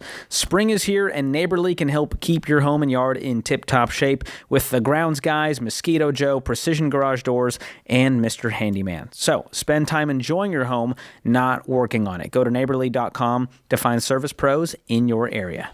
All right, today's question comes from Mark in Wisconsin. He says, a year ago, I bought a loaded 2022 Santa Fe with 18 miles for about $38,100. After a year of payments at $391, I'm starting to regret my decision. I owe $16,400 on the loan, and CarMax is offering me $31,600 for the car. I put $15,000 down when I purchased it, and I could pay off the loan by selling it and be left with about $15,000. All right. Can I look at this as a learning lesson, kind of like a lease, and sell and go back to my motto of it's just a car? It's a I great love that that's motto. his motto. Yeah, these questions, sometimes I'm like, I want more context. I want to know what your income is, what percentage of your income is this. Of course, I hate car loans. I want to know what other debt that you have. But at the end of the day, if you don't like the car, you regret having the car, and you can get out, which is rare when you can get out and still have $15K left. This is a wonderful situation as far as reversing the stupid tax. Yeah, I'm like, go get out of it. Turn it back in. Sell it. Get your $15K. Because they put $15K down, and they're saying they're going to get $15K out of it. Yeah. So yeah, it's a he's wash. coming away. It's a wash. You basically got to drive the car for a year and have a good time, and now you're done with it. So you're saying it's a wash. It sounded like he was saying that he would be left with $15K.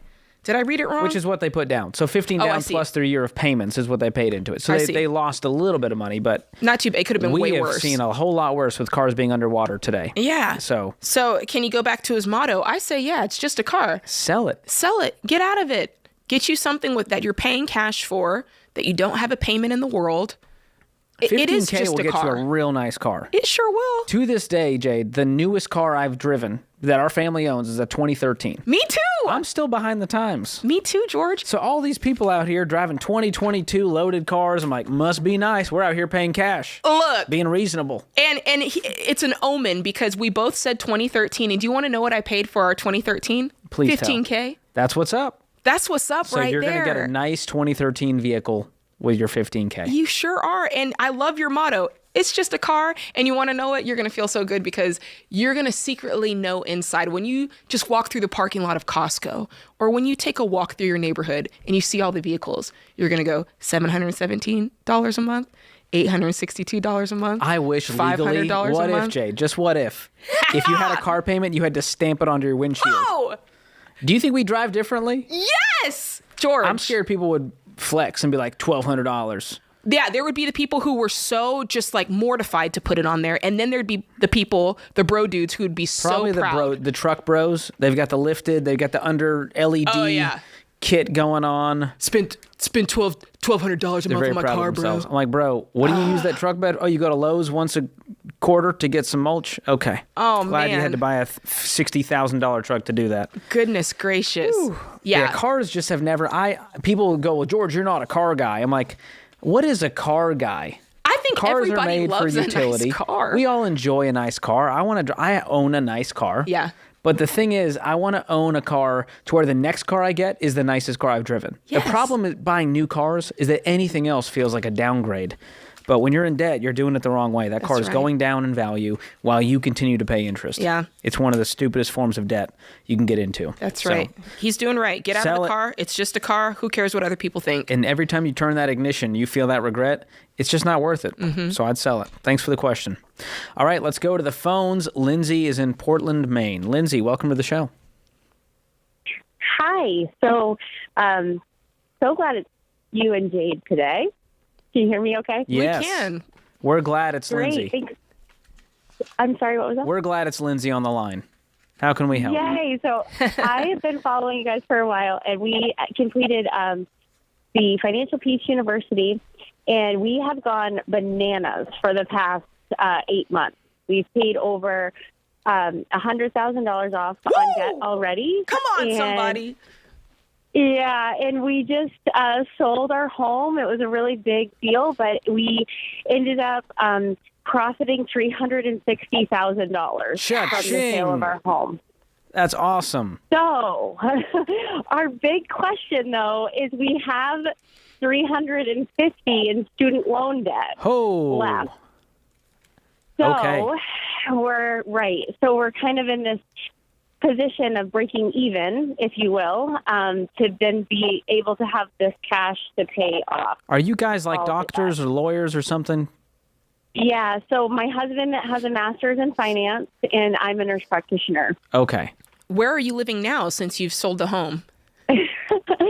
So everyone thinks we're crazy. We currently are waiting to get into a rental that's available July 1st.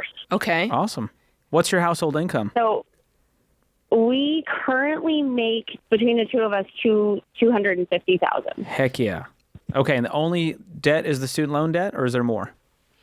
No, that's currently it. I have $250 and my husband has $80. And it's all federal. We pay so our initiative. We cleaned out our savings and we paid off the private at the end of last year, and then we've just been saving and paying off our debt. We were those people. We had now granted our interest on our cars was like 1%, but we did have $1,000 a month in car payments on a big truck and an Audi. And so we sold both of those, and I'm so proud of you guys. 2012 Equinox. Yes, 2012 Equinox. Let's go. Lindsay, killing the game. 2015 Prius. Awesome. So Lindsay, no kids, right? We have 2 kids, so that's part of our initiative. Our big thing is we were trying to hustle. My husband worked overnight stocking shelves at a grocery store for the past 6 months to bring in an extra $2,000. And I have 3 jobs, and we're just tired. Wow. We're tired of just working these long hours. Yeah. We're willing to do it, and we know that our plan would have been accomplished within 3 to 5 years to pay off the $350. But we just felt like selling the house was just a better move to be able to kind of expedite. Well, to get out of Sally Mae's jail free card. And now, when this rental comes available July 1st and the whole family's living in there, is this a situation? Let's hypothetical. Let's pretend you use this home sale, pay off all the debt, right? And you're starting at ground zero. You're in a rental. It's going to, I mean, you've got a great income, but you're still going to have to save up for down payments and closing costs and all, get your 3 to 6 months, all of that stuff.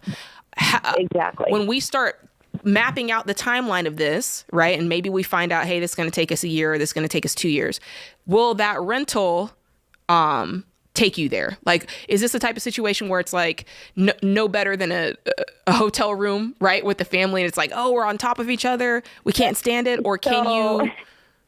Get this.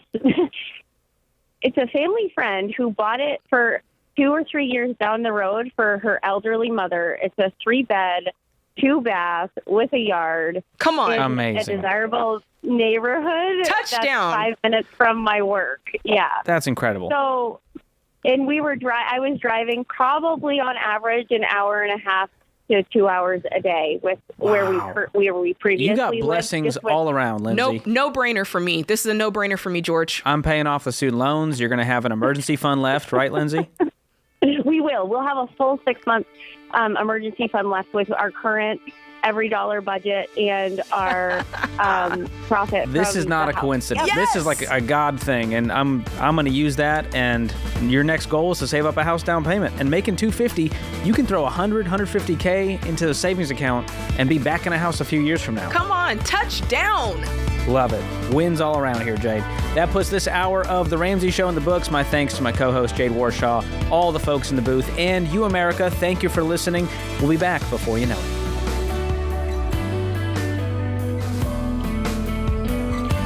Hey, what's up, guys? It's Jade.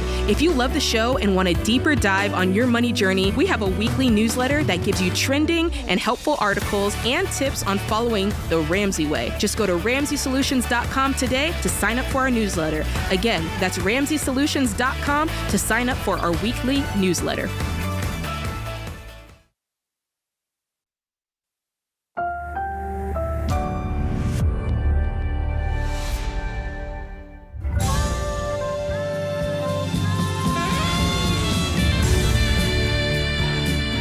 Live from the headquarters of Ramsey Solutions, broadcasting from the Pod's Moving and Storage Studio, it's The Ramsey Show, where we help people build wealth, do work that they love, and create amazing relationships.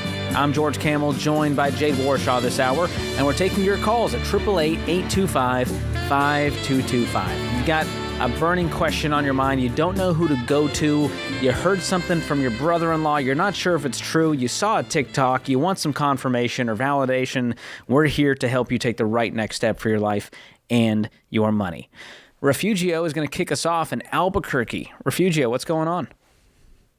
Yes, good afternoon. I'm calling because I had a question. I called Merrill Lynch because I work for Walmart, and so I have 401k, and I'd gone to a Life Search. It's this Christian business kind of church event. Nonetheless, to get to the point, I thought I would be able, with the uncertainty of times, be able to take out some of my 401k and go ahead and pay taxes, which might not be the brightest idea. At least I could start investing on my own with the tools that I learned from LifeSearch. Well, nonetheless, when I went to call Merrill Lynch, they told me that I could not get any of my money out unless I were to leave my job, quit my job. And I'm like, well, I don't want to quit my job. And so my question is, and it's kind of like scary, I never thought that you could put money in and not get it out. Have y'all heard of that? Or were they cautioning you of what could happen if you were to remove this before retirement age? Was it more like, hey, you can't access this money, it's your retirement money? Or was it, does that make sense? Because they may have just been adamant because they didn't want you to remove your retirement money. Or was it like, no matter what, you can't take this money? Like, I'd love to have more context into that. Because we would tell you, hey, don't pull out your 401k, right? We would tell you not to pull it out. Yes. So no matter, they were like, the only way you can take out your money or any part of it is if you have a hardship. And they kind of told me either you're going back to school, you have medical expenses. Those would be things that would avoid and those would be things that would avoid the fees and penalties. So I have a hunch, I don't know that I'm right, I would say call them back, but I have a hunch that they were saying you can't pull out your money without penalty and without tax unless it's this, which is great advice, by the way. No, I did ask him that question. I go, can I get, even because I told him how much I was going to get, I said, well, can I get half of it? And I'm aware of paying taxes, and I'm aware that it's going to be a 10% penalty. She goes, well, the way it's set up with your company, you can't, you won't be able to get it until you're 59 and a half, or you can actually prove that you have a hardship. Okay, I would go to your HR department to just get the fine print on this and figure out what's going on. But the good news is you're not going to do that. And here's why, Refugio. I don't want to be the bearer of bad news. I'm scared you're about to fall for some kind of scam. Yeah. My red flags were going up and up and up when you started talking about this event you went to, and they said to cash out the 401k because the end times are near, and you got to give us your money and we'll invest it the right way. Does that not sound a little kooky? Well, it does. What they were saying is they have this program, which we're going to go back, and it's in Oklahoma City, where you would learn how to day trade or stock trade. Dear Lord, no. Big no, in big, bright, red, flashing, at a giant Christian letters. event, they're telling you to day trade? Jesus would be flipping the tables up in that temple. Okay. Look, Refugio, you called this show, and we love you. We want the best for you. Do not do this. Keep your 401k, your 401k. It's trucking along. It's earning, interest. It's compounding. Keep that. You don't need to get into day trading. That is not And guess what? Those stocks are a part of the same stock market that your 401k is with. Yeah, so if they're truly talking about some hedge against inflation, the end times, this ain't it. And I'm scared they're about to take all your money, leave you broke, and now you have no money in your 401k, and you lost your money elsewhere.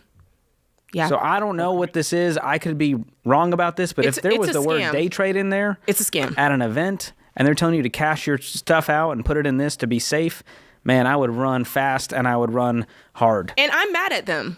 Let me just tell you, I'm mad that somebody told you that. That is the worst advice ever. All right. So you got two folks.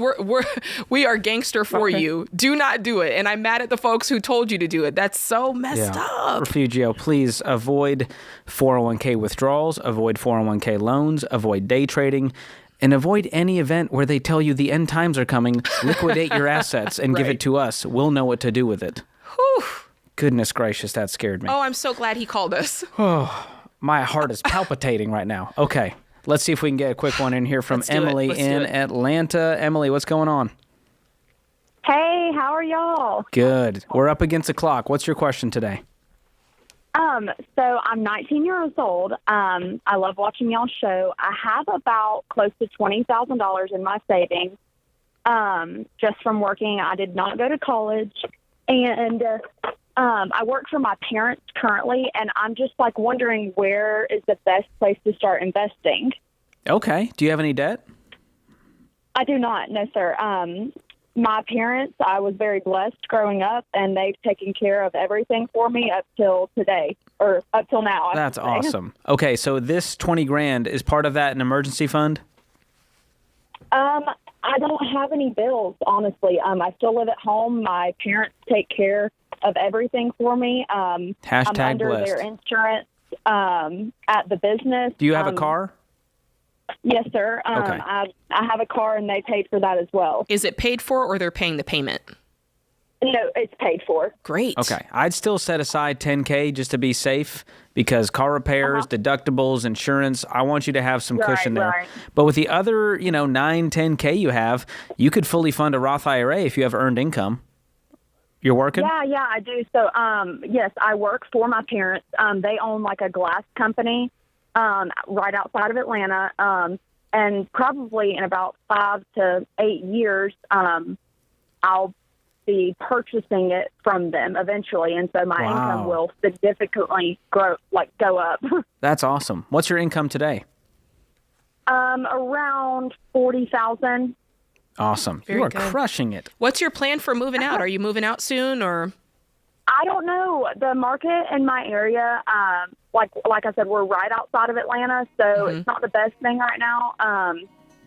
And I don't want to rent at all. That's like not on the table. And so I don't know. I thought about looking whenever everyone, says things come down, but I don't even know if things are going to come down eventually. I wouldn't go time the market, Emily, but I would start saving up a down payment now that you have the emergency fund. Invest 15% of your income into retirement accounts like that Roth IRA, into good growth stock mutual funds, and get connected with a SmartVestor Pro. These are investing professionals that we trust to invest the right way, and they'll walk you through how to set the Roth IRA up, how to look at the investments the right way, what to choose, and they will guide you through that. But man, you're going to be a baby steps millionaire in no time. Way to go.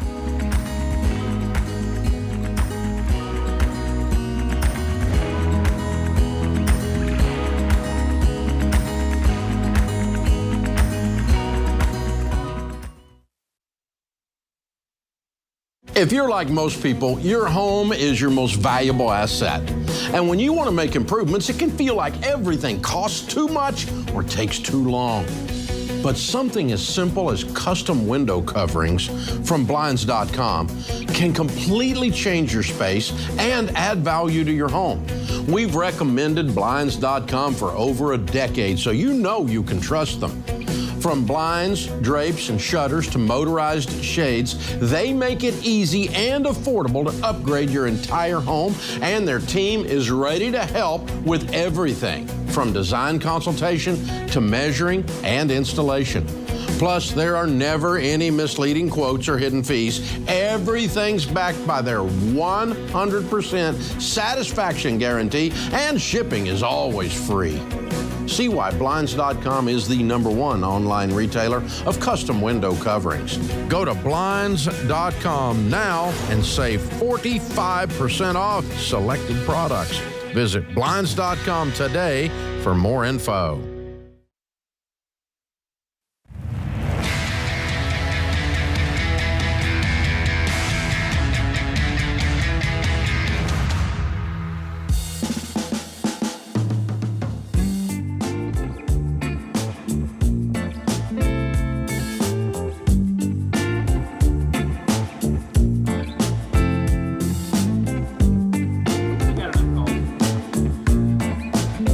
Welcome back to The Ramsey Show. I'm George Camel, joined by Jade Warshaw this hour. The number is 888-825-5225. If you want to chat, if you want to talk shop about money and life, if you got a question, we are here for you this hour. Daniel is up next in Atlanta. Daniel, welcome to the show. Hello. How do you both? I'm kind of in a world of trouble here. I have about $265,000 worth of debt, and I just got laid off from my job as part of a reduction in force. Sorry, and man. Hey, no worries. I'm pounding the pavement trying to look for another one. That's. Was this a big shock, or has this kind of been on the verge for a while? Oh no, it was Nobody knew about it. It was like, in fact, we had our CEO tell us, the week before that, in a meeting that the whole company attended, he's like, you see all these companies like Amazon and Google laying off people, but we're not going to do that. Oh. And then the next week that happened. That was me and about 200 other people. Wow. Wow. What were you making? About 220 plus bonus would be 20% of my base, and then I got RSAs every year as well. You were crushing it. So how much money do you have in the bank right now? All total, let me see. Let me find it where I have it on here.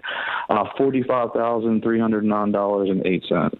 Okay. And do you have anything you could liquidate to get you by and start paying off this debt, like those stocks? Are they vested? Well, no. They once I get terminated, they take them away. All the ones that they weren't left. vested. That's a bummer. No, they weren't vested. So what kind of debt is this? Are we talking cars? Can you break down that debt so we can see where we can help you out here? Yeah, it's a mix of credit cards, a line of credit, and 2 car loans. And one of them is a BMW, and I'm upside down in that one. Basically, I would have to pay $30,000 to get the actual value of the car, to get rid of the car. Whew. Like it's worth 30 and you owe 60? Yeah, like that. Yikes. How did that happen? Bad decisions. Did you roll negative equity in? I'm sorry? Did you roll negative equity from another loan or what? Yeah, that's okay. What's supposed to happen. So why do you have the 2 cars? Do you have more than one person in the household? No. Actually, the other one is a car that I had a loan on. It was a different kind of loan. It was where it was kind of like a line of credit, and I got the title up front. And then this is another dumb mistake. I didn't realize that I had done that with that car, and when I got another car, I traded that car in, but I still owe it on the car. So you don't even have the vehicle, but you still have the debt. No. Oh gosh. Yeah. Goodness gracious. Okay. All right. This is where it gets real, because at this point. Yeah. Well, here's my question, Daniel. Truthfully, where has this amazing income been going? Bad decisions. Like, Let me say that. Do you have a spending addiction? Is there another kind of addiction? I'm trying to figure out the root of this so we can help. Restaurants, women, during my 30s and everything like that, and it's built up until now. And so I can tell you that my lifestyle is not the same, and hasn't been for the past, I'd say, 4 years, and I'd actually started the debt snowball. Good. I'd say probably maybe 8 months ago. Started it, and again, didn't see this coming, but I guess my bad decisions from my 30s, in my 40s now, it's caught up to me. And hey, I want everybody listening to learn from this right now. This is the prime example of how you cannot out-earn stupid decisions. Those decisions, they catch up with you. You don't know when it's coming. I mean, here you are, you're single guy, great income, living it up, basically, is what it boils down to. And you're not alone. There's plenty of people doing that, and they don't see that this is a domino effect, and it only takes one domino to fall for it all to just, roll down like that. So this is a learning lesson, not just for you, Daniel, but there's plenty of people listening who are right there, and all it takes is for their boss to say, all right, layoffs are coming. So so many folks are learning from you right now, Daniel. Yeah. So what is your expenses to get by for 1 month right now? Do you have rent? Is it a mortgage? Yeah, it's a mortgage. I have a mortgage, and right now my monthly expenses are about $10,519. Goodness. Is that because you have a giant mortgage? I don't have.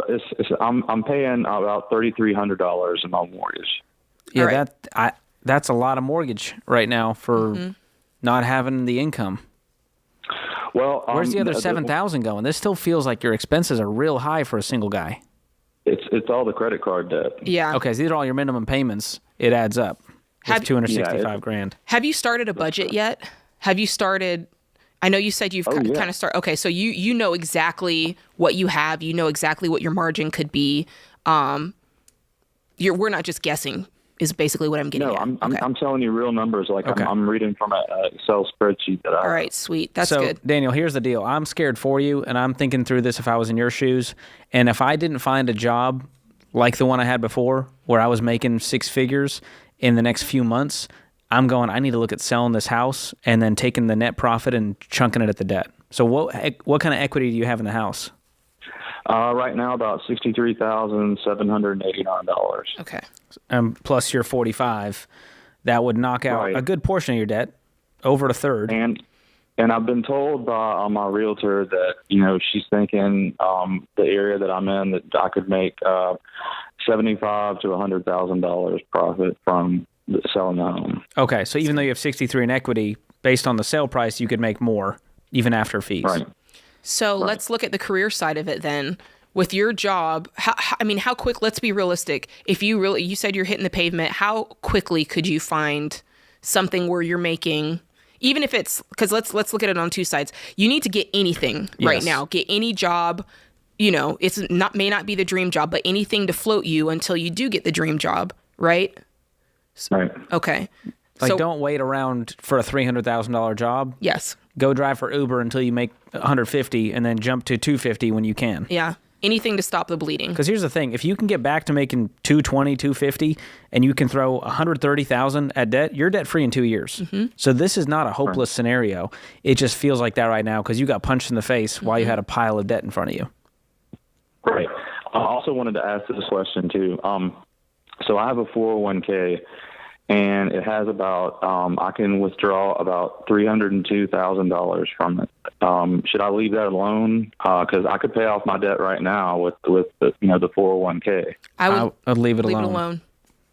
Okay. In your 40s, starting from scratch, there's too much growth potential that will happen from that $300,000 for you to liquidate that, pay the penalties, pay the income. It's just triple stupid. Mm-hmm. So I would use your future income. You're not scared of work. You're going to find that great job again. You're going to pay off this debt. In a worst case, this house sale is your parachute to get out of this thing and at least go rent for a while and get out from under this giant mortgage and get some roommates or something. Ooh, major lesson learned. Man, I'm so sorry, Daniel. I'm hoping you find that next job soon. I appreciate it. And it's definitely one of the low points of my life. I can tell you that for sure. Tough stuff. Look, Daniel's not all that different. We know a third of people who make over $250,000 are living paycheck to paycheck. Yeah. And this is why you get that big income and you're like, I can just do whatever I want. You can out-earn your stupidity when you make $300,000. And everyone thinks, if I just made that much, man, it would be different for me. Yeah, right. Listen, nobody's above it. We have to make these decisions every day to stay out of debt, to do the right thing, to have that money in the bank. Mm-hmm. And when you don't owe anyone anything, a layoff is a lot less scary. But I'm glad Daniel's at least got some cushion there with $45K in the bank to float him by until he can find that next gig. But scary situation right now. This is The Ramsey Show.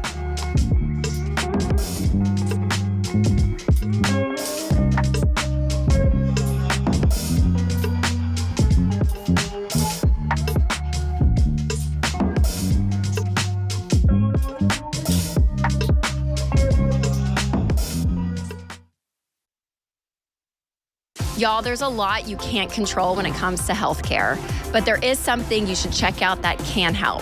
Christian Healthcare Ministries. CHM is not insurance. It is budget-friendly, biblically based health cost sharing. That means a community of members helping share the burden of each other's healthcare costs. They help people just like you in all 50 states. So see if CHM could be right for your family. Learn more today at chministries.org/budget.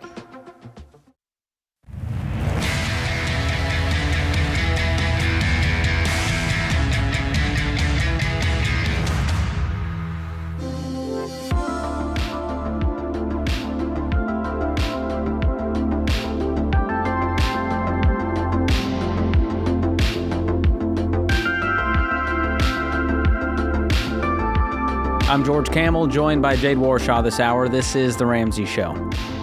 Well, Jade, I thought it would be fun to play a little clip, as we like to do, when it's a Friday. We're hanging out. We're having a good time.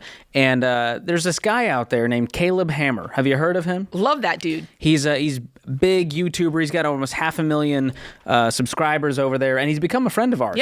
Yeah. He actually followed the Ramsey principles. He has veered off. We don't agree on everything. That's okay. But when it comes to budgeting and spending and not being stupid with money, we agree 100%. Love it. And so I wanted to play a video for you and get your take on it, and I think it will spark an interesting discussion. So here we go with some Caleb Hammer YouTube clips.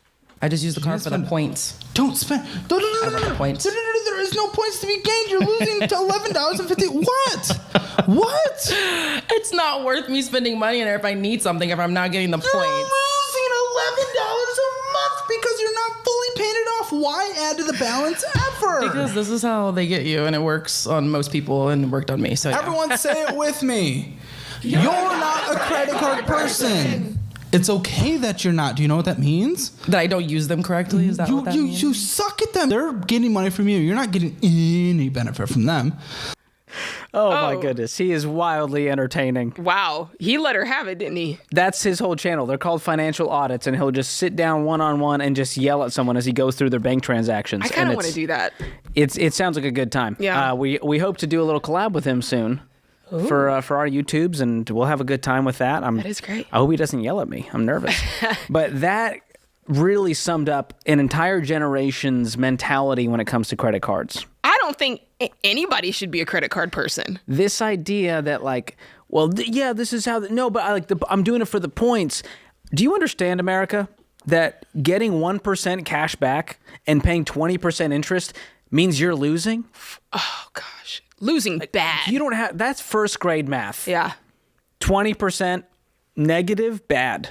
1% positive, not even close to good. Yeah. And so here's what people are saying when they say, well, I'm going to do the credit card game. Uh-huh. I'm going to hope for the 2% cash back, which, by the way, just basic math here, Jade. Average household income, $70,000. Okay. Take home pays $48,000. Uh-huh. You can't put everything on a credit card. Right. You can't put your mortgage. You can't put your utilities. Facts. So that brings it down to about, $24,000 in actual dollars you could put on a credit card? Yeah. 2% of $24,000. Beans! You're talking about $500 a year if you're lucky? Biscuits! So you can get access to the Amex Lounge once a year? So you can get 500 airline miles, which doesn't even equate to 500 actual traveling miles. So you can get a one-way flight from Nashville to Boise. Oh, the stupidity. It does not make it make sense, Jade. I can't. I can't. It's so ridiculous. The amount that you would need to spend for this to... 2%? Everyone that opens a credit card says, well, I'm going to pay it off every month. It'll be fine. I'll pay it off tomorrow. I'll just take advantage of the bonus, the sign-up offer, the rewards, the miles, and then I'll be done. And it doesn't work out that way. When I have those conversations, I feel dumber afterwards because the logic and the rhetoric is just so mind-numbingly stupid. And I'm like, no. We get a lot of flack. This is probably our hottest, most controversial take here at Ramsey Solutions is that we are very, cut up the credit card, stick to debit. And we get so much flack, even from our fans who are, I know. We call them Dave-ish, Jade, because they're not all in. They're ish. And they go, I like the debt snowball, but I'm not getting rid of my credit card because I love XYZ. Yeah. The credit card companies are doing their job. They're doing their jobs marketing so well that you all out there defend them. You're defending these billion-dollar companies putting their names on stadiums while they keep America broke. How do I know that? Because credit card debt has hit $1 trillion, a world record.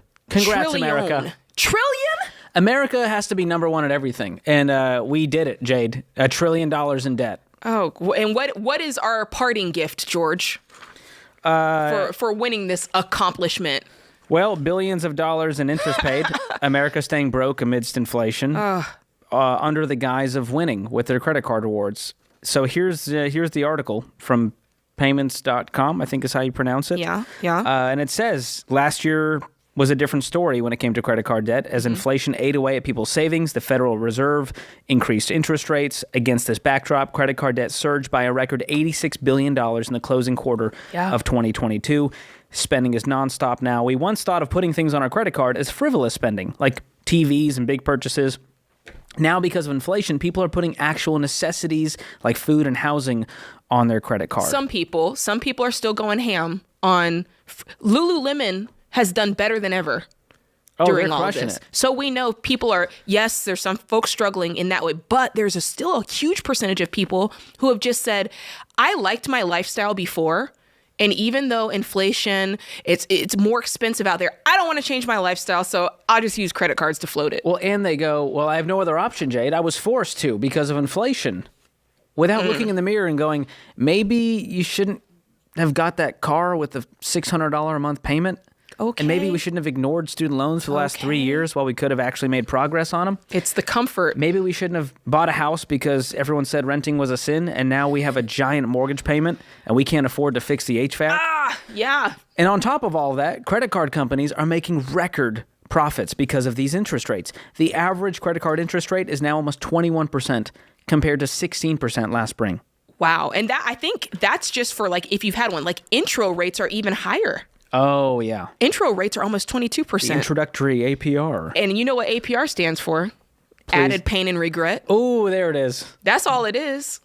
That's scientific. For your 2% cash back. This is wild.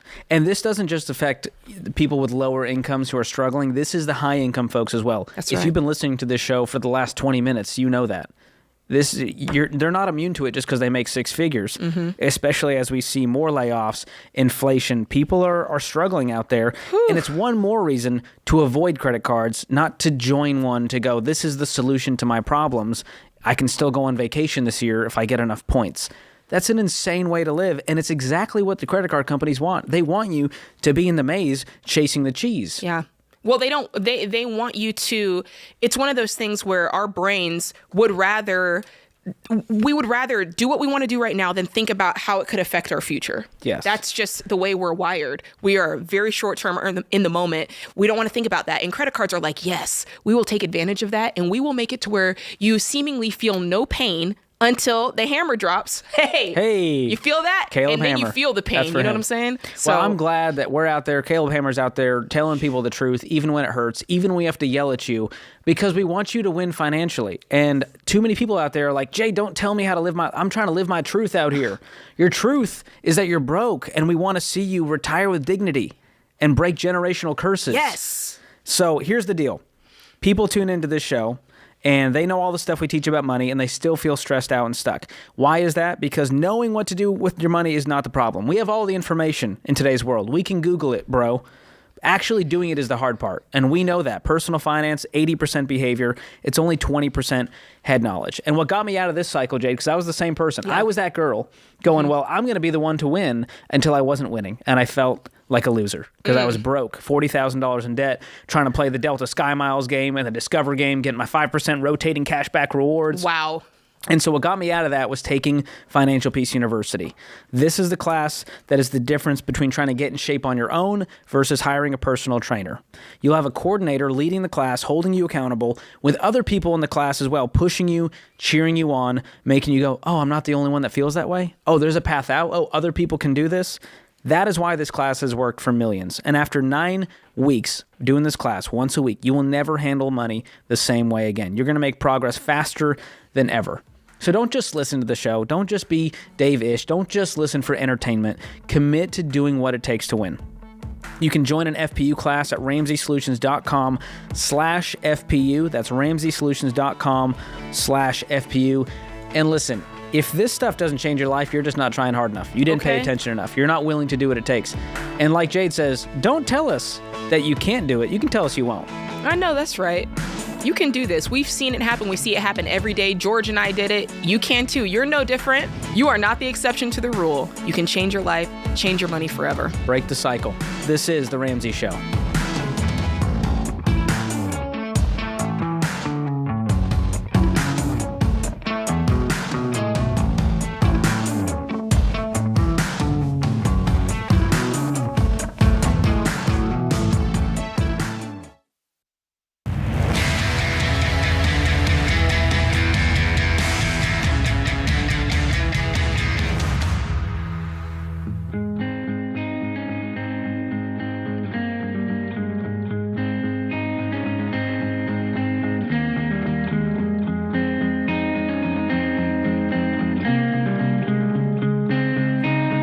Welcome back to the Ramsey Show. Our scripture of the day comes from Philippians 1:6. He who began a good work in you will perfect it until the day of Christ. Denzel Washington said, there is a lot of joy to be found in reflecting upon your experiences as you work toward your dreams. Learn to laugh at your failures, smile at your wins, and don't be afraid to laugh at yourself. Okay, Denzel. I do a whole lot of that around here, that's for sure. Can't take yourself too seriously. That's right. Well, folks, I don't know what you're doing this Sunday, but one thing you could be doing is reading our weekly newsletter that is completely free. And we've got 10 of the most common home selling mistakes and how to avoid them in this week's newsletter. Selling your home is a huge deal, one you don't want to mess up. And so you're not doomed. Our team is going to walk you through those mistakes and help you do this the right way. You can sign up for that newsletter at ramseysolutions.com/newsletter, and you will learn how to sell your home the right way. Look, that newsletter is on point. It comes to my email address here at work. It's on point. I read it every Sunday. It's the first thing I do when I wake up. Yep. There you go, George. Love it. All right, Christopher is up next in Cleveland. What's up, Christopher? How are you? Good. What's going on with you? I just have a quick question for you guys. Been trying to follow most of the baby steps, and I believe we're at the point of about paying off our house. Woo! And we're just wondering where would be a good way to do it. Should we take some money from this Roth IRA, just the original principal amount? We have some cash in some mutual funds and other places, but we really don't want to take any kind of loss or penalty. Or should I just keep paying a bunch extra every month like I've been doing? I mean, I've knocked out about $80,000 in the last, 2 years. Way to go. So what's left on the mortgage? The best step to do. I have about $150 left. Okay. And how much money do you guys have in savings, in cash? Liquid cash, I'd say 50 between the two of us, between some mutual funds and some other things, probably 150. So these mutual funds are outside of retirement? Yes. But you're saying you don't want to liquidate those? I mean, we could if you think that would be a good route. I mean, I have another mutual fund, a Roth IRA. It's about 110 grand. Well, I've got about 150 in it. 110 grand of it I could take with no penalty, no early withdrawal fee, anything like that. Like, that's the original principal I put in. I still hate touching retirement accounts. This is not a spot where your guys are on the verge of bankruptcy. And I understand that you can withdraw that principal from the Roth IRA without penalty, but I just wouldn't do it. I think this is it's a shortcut, and it's not going to feel as good when you pay off the house knowing that you robbed your retirement. Right. In that sense, you're still unplugging the growth there. Now, the money, if you have money just in taxable brokerage that's invested in, whatever it's invested in, whether single stocks or you've got it in mutual funds, that you could access if you wanted to. But with $150,000 on your mortgage, hey, what's your income? Actually, the last couple of years, it's been over 200. Heck yeah. I don't even know if I would, because your income's so good. And that's the other thing. Not to tell you, I've been going by your Ramsey calculator. I have roughly the pace I've been doing, probably about a little less than 30 payments. I've been trying to add about $5,000 every month to the principal. Yeah, great job. What have you been saving up in those mutual funds for? It's just stuff that I started a long time ago at a different job. I was a bricklayer and I didn't have anything. So it was just stuff I did as like an 18, 20-year-old kid, and got in the housing market back in 2008. I ended up having to go back to school and change professions. So I do something completely different now. What are the tax implications if you cashed out all of your non-retirement accounts? What would you owe in taxes, you think? I don't know, because I don't know how that works. There's been some financial people we've dealt with over the years. I'm sure I could talk with them, or because they're in charge. I'm sure a lot of it would be long-term capital gains. Some of it, if you've held it, less than a year, could be short-term. But I would talk to them and see what the tax implications are, because if you could do that and pay off the mortgage today, it's what I would do personally. Okay. I love the idea of you being debt-free today with no mortgage and making $200K. You could save back up in a taxable brokerage. You could max out every retirement account in the world. That is true. Without a mortgage payment, it's going to change the game. What's your mortgage payment? All right, roughly right now, like $2,260. Awesome. So you'll still have property taxes and insurance to pay, but you're still going to free up probably, what, $1,500 a month? Oh, at least somewhere probably $3,000 to $5,000. I mean, like I said, it's been pretty good work the last few years. Wouldn't that feel I good? would say at least. Oh yeah, that's what. And you can pat your 18, 20-year-old self on the back for doing all that work, investing early on to set you up for success. Now that you're older, but man, that's awesome. Way to go, Christopher. What a great place to be. Yeah, I'm always in the boat of if you've got money that's non-retirement and you're just saving to save, I'd rather see you have that freedom. That's true. No payment. That's true. But there's nothing wrong if you want to just use your future income to do it. I mean, he makes $200K. He could throw $100K a year at that thing and be done with it. Yeah, I think either way would be fine. I think that if it was, if the numbers were slightly different, let's say his mortgage was a lot more and it was going to take him many more years to pay it off, but he had the money, I'd be like, yes, let's go. With him, 150, it's like right on that line. Either way, he's going to get there. Yeah, he's going to get there. That's exciting stuff. Because he called in going, I really want to pay off this house, I'm willing to take it from my Roth to do it. I'm going, I think you're right. Let's just do it, man. All right. Wow, cool stuff. Pretty cool. All right, let's take one more from Jerry in Madison, Wisconsin. Jerry, welcome to the show. Hi, thank you for taking my call. I'm trying to see if it's worth buying my second rental property. What I have is a household income is about $80,000 a year, and this house is worth $70,000, and I can come up with about $35,000 in cash. So I'd have to take a loan out for, roughly the other $35,000, and I'm trying to find out if I should do it or not. So you have a primary residence currently? Is that paid for? Yeah, I have no debt at all. My current house is worth probably $200,000. The first rental house is probably worth about $70,000. Awesome, and that one's paid for. Did you pay for that one in cash, or did you pay it off over time? Paid that in cash. Wow. So what's stopping you from paying this one in cash? How much longer would it take to do that? Well, the house is coming available here real quickly, and it's a property that has kind of been in the family in and out, and I'd like to have it back. And it's coming to up for sale, and I have first dibs on it, but I don't have enough cash, and I don't want to take anything out of any retirement or anything like that. Yeah. Do you have non-retirement invested money? Anything that's non-retirement? Well, that's what I'd be using for the $35,000. Got you. And how soon is this going to be up for sale? Probably about a week or two. Oh, wow. And if you miss out, you miss out? Is someone in the family going to take it? No, someone in the family selling it. Got it. So they're selling it. From what I'd get from the rent, take away the mortgage payment, take away taxes, insurance, and that, I'd be making about $100 a month on that house. But I'm confident with no debt, we can pay the mortgage payment, with my wife and I.